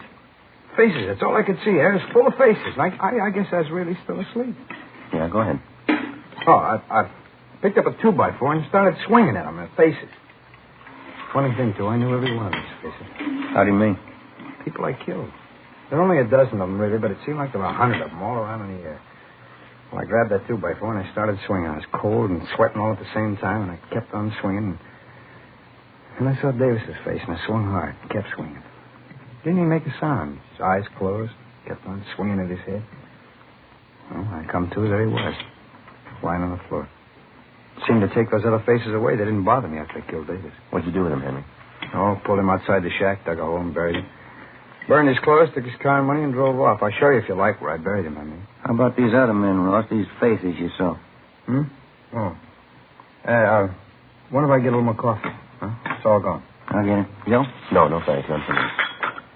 What about it, Ross, the other men? Well, I don't recall them too well. It's what you said in the office. 10 or 12 of them. A couple in Sacramento, the others down through the valley. Like I say, there was no big reason for killing them. It just happened that way, that's all. What'd you do with them, you remember? Generally, there's one of them that stands out. Guy by the name of Slattery, some kind of salesman, a real crybaby. Where'd this happen? No, he picked me up in his car outside of Chowchilla. It's nighttime. He must be feeling pretty good. I made him stop on a side road. I hit him with a piece of angle iron. He cried like a baby. Buried him in a field there. It is. One of the faces that I saw. That's funny, huh? It shows you how psychology works, huh? Yeah, what'd you do with his car? Slattery's, I mean. Drove it down to Mexico and sold it there. I guess that's what I should have done with Davis's car. Oh, here you go. Oh, thanks. These killings of yours, you got any more you want to tell us about? Well, I told you already. 10 or 12 of them. They're pretty much the same. When was the first one? Oh, maybe 18 months, 2 years ago. The first one wasn't any harder than the last. It's just like I was telling you before. Yeah. Everybody builds up murder. It's supposed to be a big thing, hard to do, all those phony stories. I'd just hit a guy a couple of times or something. That'd be it, a real small thing. Didn't change me any. That's why I say it's all built up. You ever been treated for any mental sickness, Ross? No, why? You ever been examined by a psychiatrist? No. After you killed these men, did it bother you at all? I'm just that wondering. The time I was with Davis. That's about it. Sure good meal, Sergeant. Thanks. Yeah, okay. You ready, Ben? Let's go. We go back upstairs, huh? Yeah. Do you want to give us a statement? All right. I had an idea you'd find me. I guess I always knew that you'd find me. Well, let's go, Henry. Guess I proved my point anyway, huh? It's all built up. Huh? Murder. Killing somebody. Those phony stories. It's all built up. It's cheap. No, you got it wrong, Henry. Huh? Wait till they read you the bill. The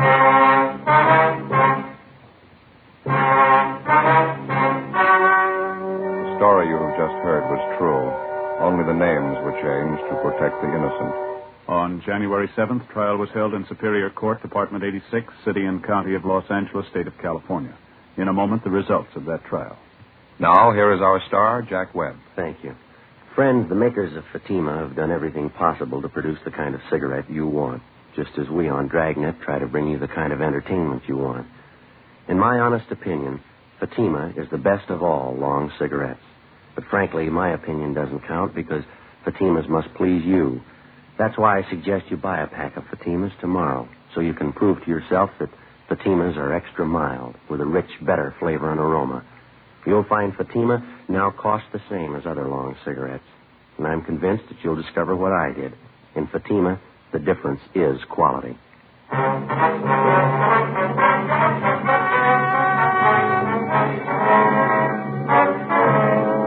Henry Ellsworth Ross was tried and found guilty on 2 counts of murder in the first degree and received the death sentence. While he indicated that he had murdered the other 10 men, He refused to give any further information regarding the killings or what he had done with the bodies. Ross was executed in the lethal gas chamber at the State Penitentiary, San Quentin, California.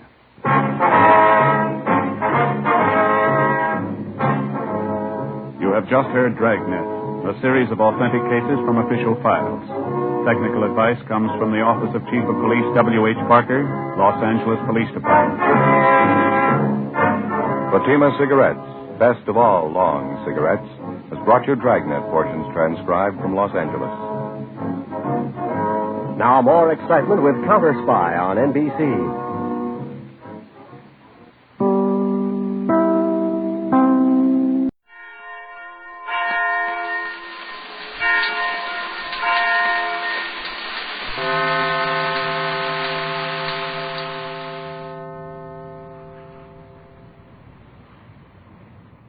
Ladies and gentlemen, this program is for you, not for children. The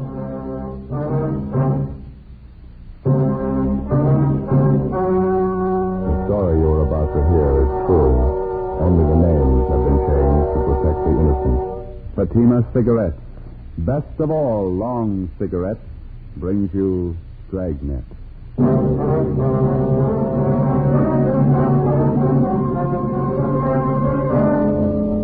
You're a detective sergeant.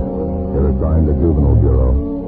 A worried mother calls your office and reports that her 4-year-old twin girls are missing. Hours pass.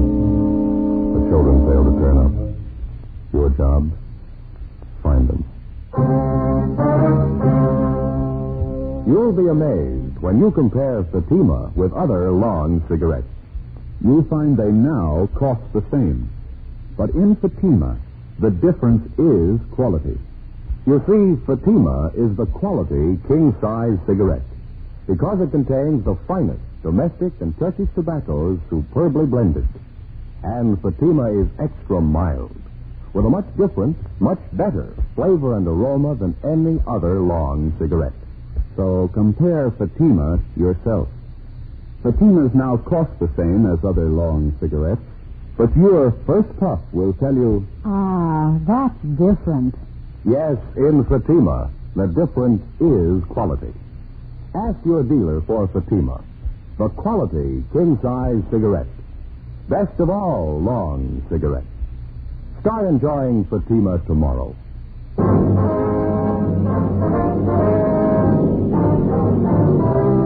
Dragnet, the documented drama of an actual crime. For the next 30 minutes, in cooperation with the Los Angeles Police Department, you will travel step by step on the side of the law through an actual case transcribed from official police files. From beginning to end, from crime to punishment, Dragnet is the story of your police force in action. It was Saturday, August 7th. It was hot in Los Angeles. We were working the day watch out of Juvenile Bureau. My partner is Ben Romero. The boss is Inspector Bowen. My name's Friday. It was 7:35 p.m. when we got to where we parked our car. 80K.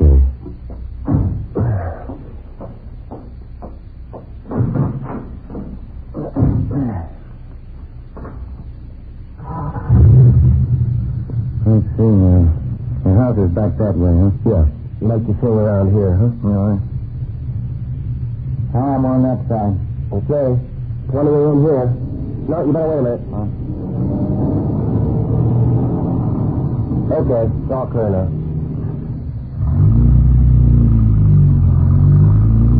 I don't know about you.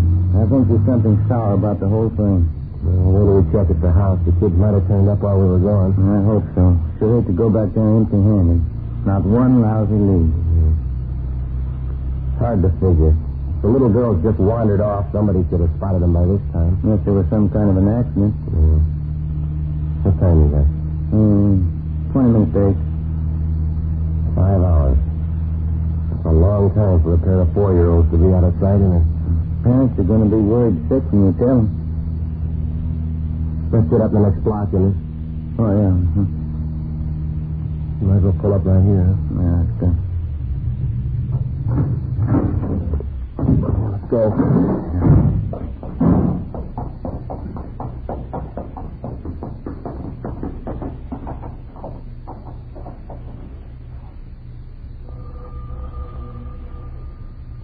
Lousy job. I'll put in with you. Oh, yeah, officers, come in. Thank you. Have you heard anything? No, sir, not too much, Mr. Carson. We just finished checking the neighborhood. Well, somebody around must have seen the kids. Did you talk to everybody? We checked out all the names you gave us, sir. Everyone who knows your little girls, the kids they play with, their friends, parents, storekeepers in the area. But somebody had to see them. They got to be around someplace. Joan and Tilly got lost in that park. I know they would have headed up toward home. What is it? You found it? No, we're still checking, Miss Carson. There's nothing much to tell you right now. Dear God, somebody's got to see it. Tilly and Joan couldn't have wandered off that far. I don't think it's as bad as it might seem to you, ma'am. Children have been missing a lot longer than your two little girls and turned up all right. Just try to relax, Miss Carson. Why hasn't somebody seen it?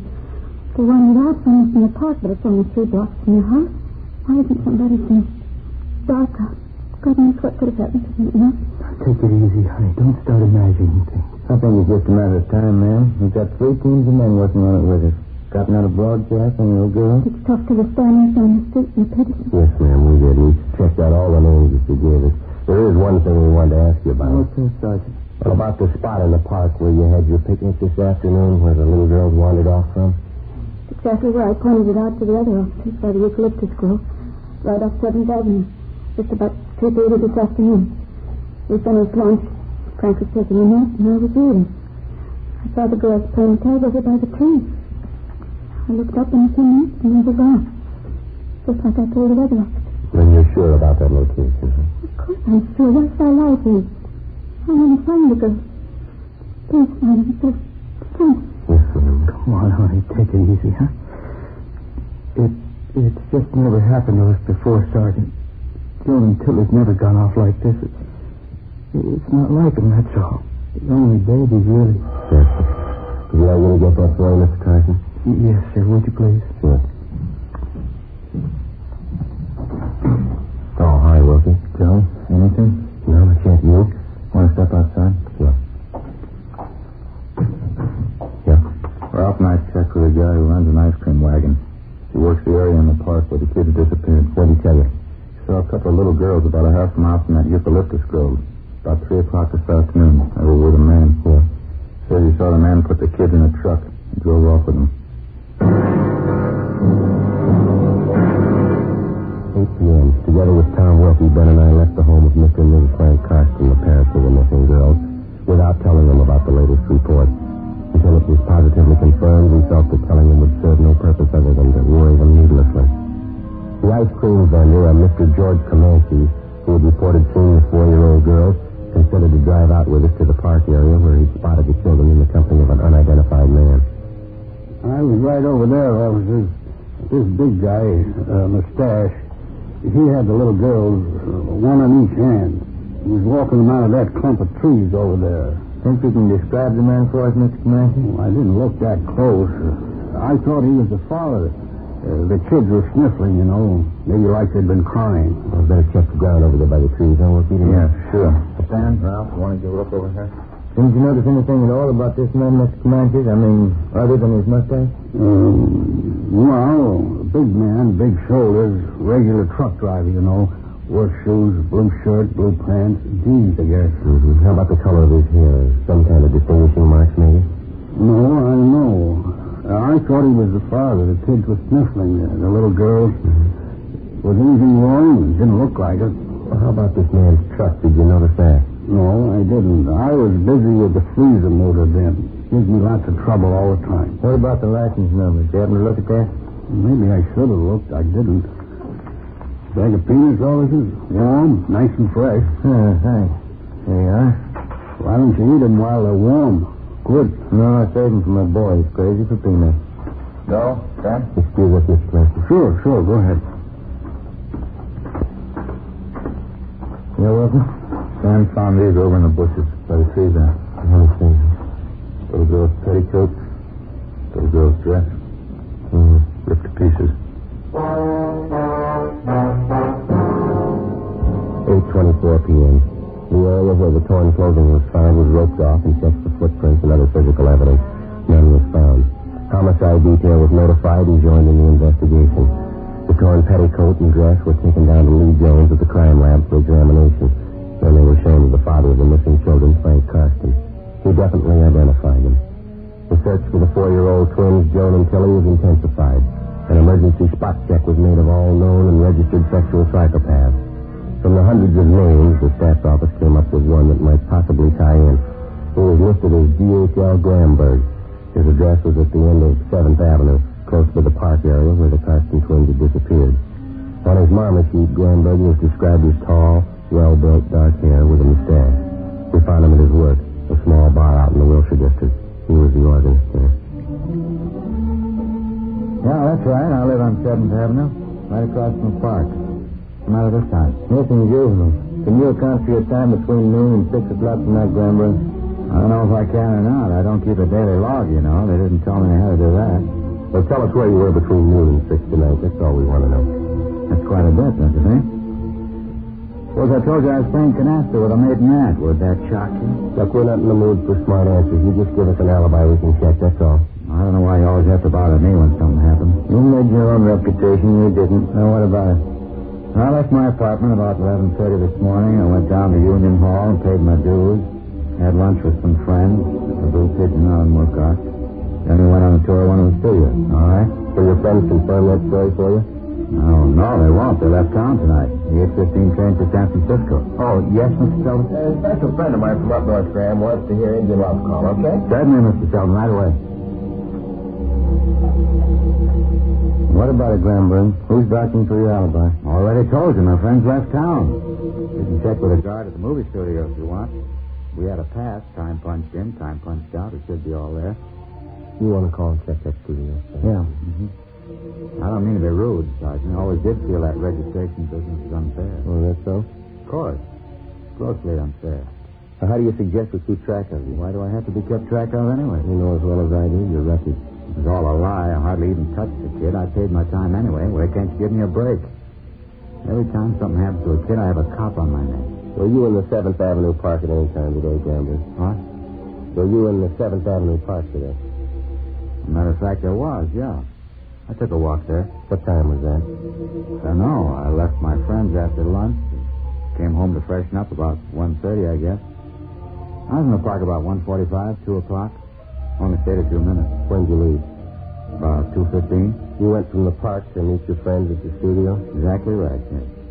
Did you see 2 dark-haired little girls while you were in the park? No, I didn't see anybody. I was by myself. Mm-hmm. You sure of that? Well, of course I'm sure. If I did see them, it wouldn't mean anything. I don't molest kids. I don't get along with them, that's all. Another one, Graham. I wonder if you'd mind playing Diane. Anniversary party, you know. All right. Thanks, sir.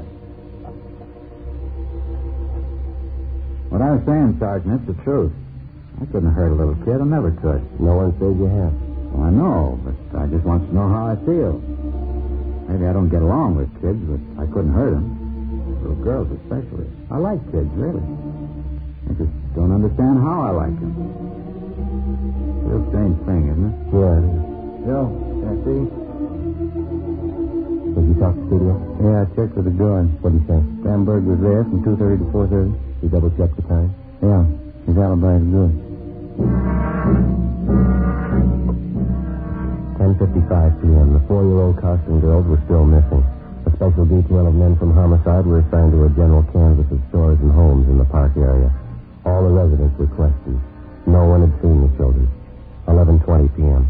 We headed back to the Carston home. I'm all out of smokes, Joe. You got some? No, I'm out, too. The drugstore up ahead. I guess we can get some there, huh? Yeah. That car in front of us. That's Wilkie Bates' car, isn't it? Let's see. Yeah. Oh, there's Wilkie coming out of the drugstore. Hey, Will? No, Joe. Just talked to the office. Anything new? They got a call from the Valley Station a few minutes ago. Yeah? The little girls. They've been found.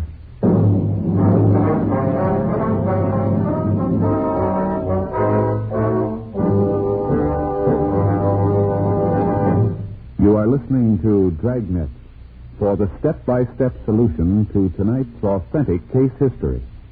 Here, step by step, are the actual reasons why Fatima is the quality king-size cigarette.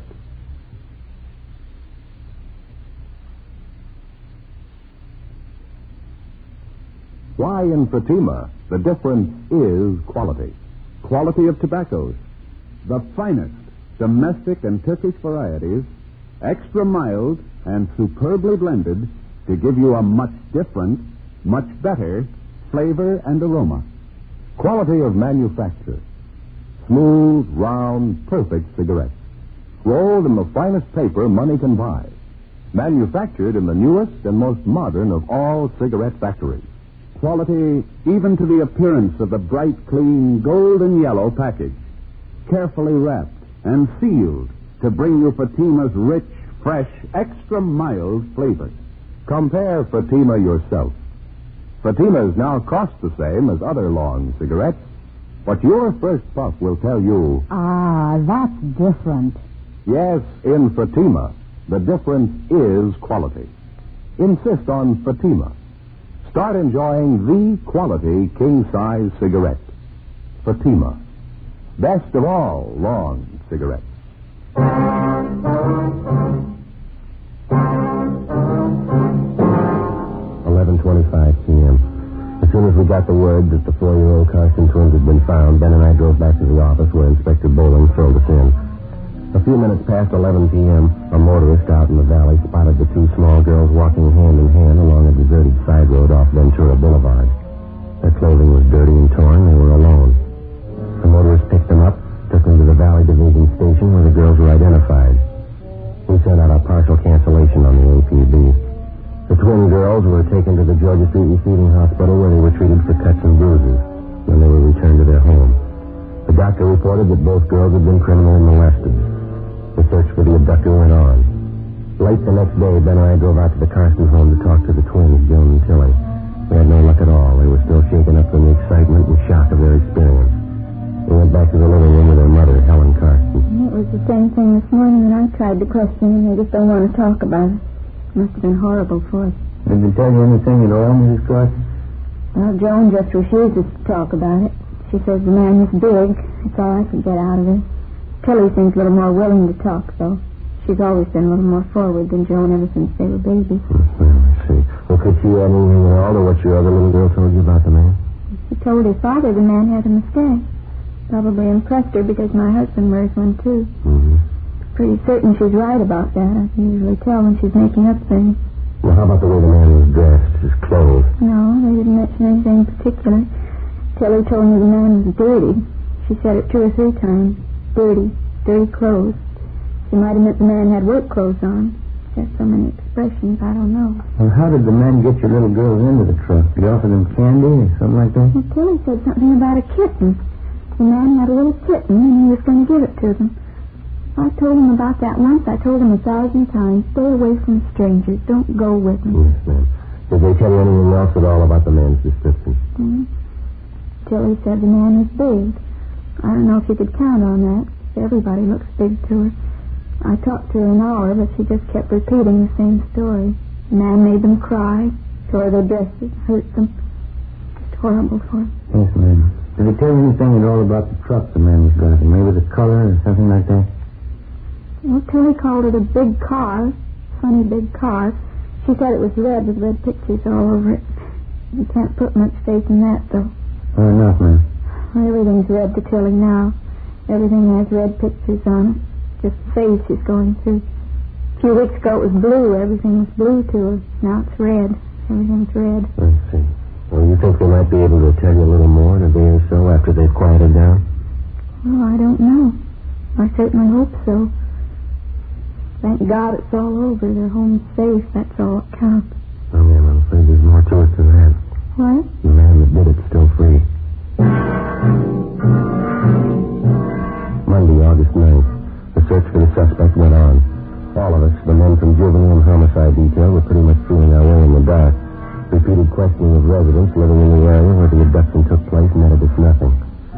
Our 2-star witnesses, the 4-year-old twins, were able to contribute little. We stayed on it.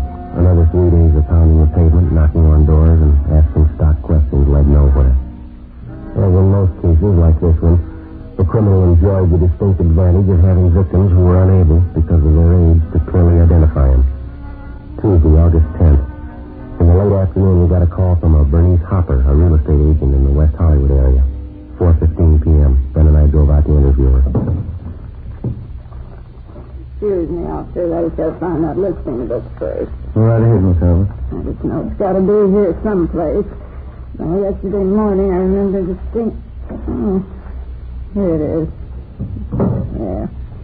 Now I can start to do business again. Well, I don't know if this is going to help you any in your case, officers, but I certainly think something should be done about it. Flagrant. That's the only word I can think of, just flagrant. Would you like to tell us about it, ma'am? Well, I saw him yesterday, for one thing. So I was coming back from lunch about 2:30 in the afternoon. Mondays I always have late lunch. Yes, I see.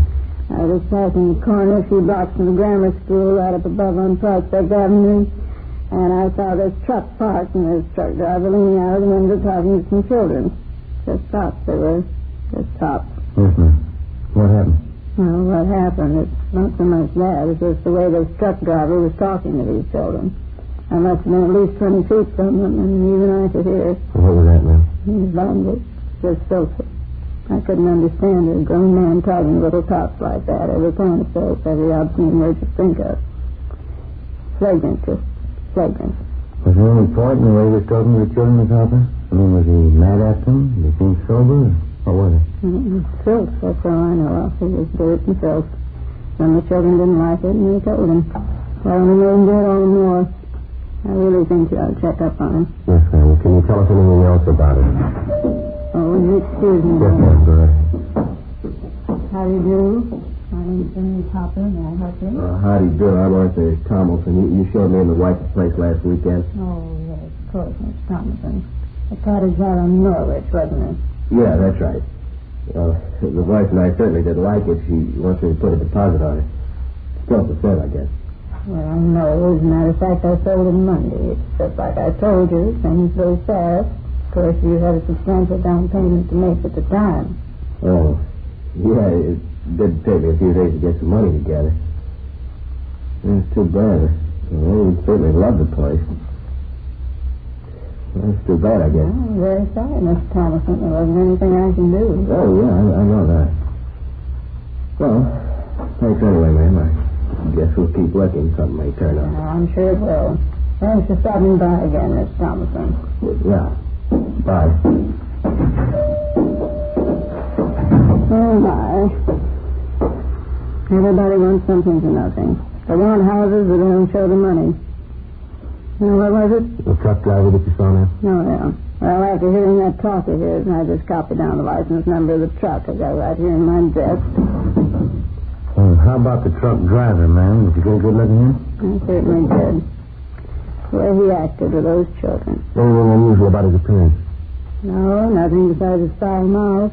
He was tall, dark, had a mustache. Thanks, ma'am. One more thing. Truck he was driving. Yes, ma'am.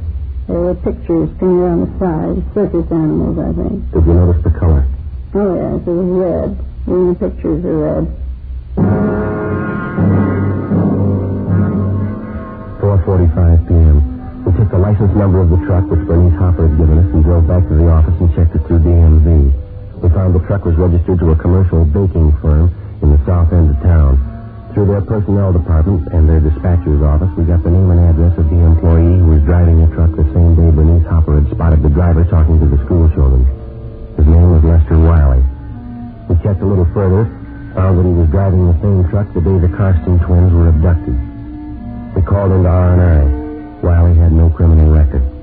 6:30 p.m. We located the suspect at his home, an old-style green and white bungalow on the edge of the Highland Park district. He sat in the dining room and drank some kind of sweet wine from a large water glass while we questioned him. That's just stupid of me, huh? I didn't even ask if you wanted some of this. No, thank you, Wiley. I'd like to have you explain about your language in front of those school kids. Nothing to explain.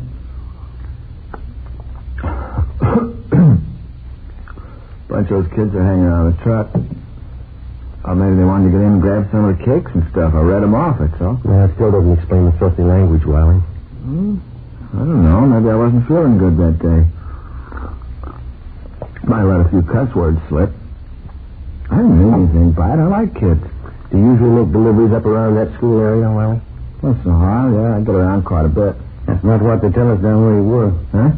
You had no business in the neighborhood of that school. You deliver rots on the other end of town. So I can't drive where I want, huh? I get the deliveries made. What are they squawking about? I'd like to know what you were doing up in that neighborhood. I was on my lunch hour. Drove up to see a friend. I got a friend living near the school. What's the matter anyway?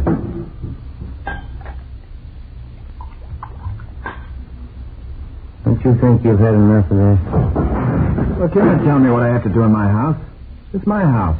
I want a glass of wine, I have it. You're not telling me what to do. All right, Wally, just take it easy. Take it easy, nothing. I talked to you too long enough. There's the door. You're not coming in here telling me what to do. You better get your coat. We'll talk downtown. We're not talking any place.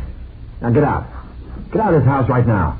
Afraid your alibi's not going to hold up, Wally? That it? I don't know what you're talking about. You're trying to frame me. Don't you think I know that? That doesn't make much sense. Why should we want to frame you? I know what you're getting at. No, just what you're getting at. Those two little girls last week, you're going to say I took them. You're going to say I did things to them. Well, I didn't. It had anything to do with it. Didn't you? Oh, no. No, I didn't. Oh, look, I'm sorry. Why don't you sit down? I didn't mean what I said. Because I just got nervous. Sure, Wally, we understand. Why don't you let me get a couple of glasses, huh? Have some of this wine. Warms you up. Good. No, thank you. Just like to have you straighten us out on a couple of things, and we'll let you alone. Yeah? I'd like to know if you can account for your time between 12 noon and 11 p.m. last Saturday. That's the day somebody picked up those two little girls, isn't it? Yeah, that's right. Wally? I don't know. I was making deliveries like I always do. Up to 11 o'clock at night? I was a little late, yeah. Nothing unusual, though. That's so? The only working day, so. That's a good wine. I might have been near the park where those kids were. Doesn't mean anything, though. I get around quite a bit. A lot of deliveries to make. All right, come on. How about it, Wally? Did you grab those two little girls? Watch it, Joe.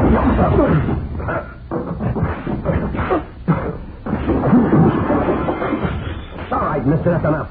Get out of my house. Get out of my house. All right, Ben, get him on him. Yeah. All right. You never prove it, you know that. And what about it, Wally? It's a use.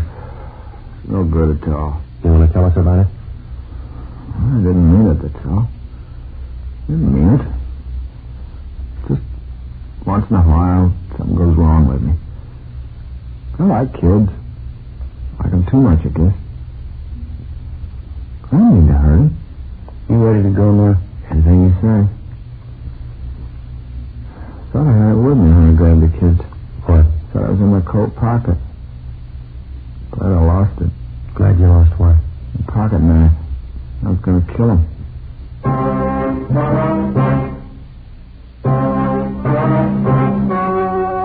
story you have just heard was true. Only the names were changed to protect the innocent. On December 10th, trial was held in Superior Court, Department 87, City and County of Los Angeles, State of California. In a moment, the results of that trial. Now, here is our star, Jack Webb. Thank you. Friends, as you might have heard me say before, on Dragnet, we try to present the kind of entertainment that you want. You're the boss. We feel the same way about patinas. If you like them, you'll smoke them. It's just that simple. As for me, I like them. But what's more important, I'm convinced that you will, too. Patinas have a much different, much better flavor and aroma than any other long cigarette. So I suggest that you buy a pack of patinas and see for yourself. When you do, I'm sure you'll agree with me and thousands of other regular patina smokers. In Fatima, the difference is quality.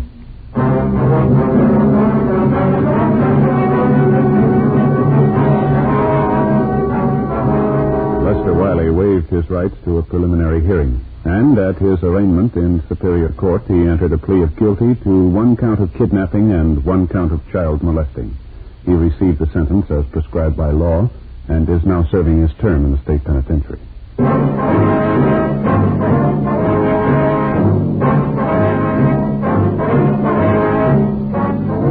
You have just heard Dragnet, a series of authentic cases from official files. Technical advice for Dragnet comes from the Office of Chief of Police W.H. Parker, Los Angeles Police Department. Fatima Cigarettes, Best of all long cigarettes has brought you Dragnet, portions transcribed from Los Angeles. Now there's more exciting listening with Counter Spy on NBC.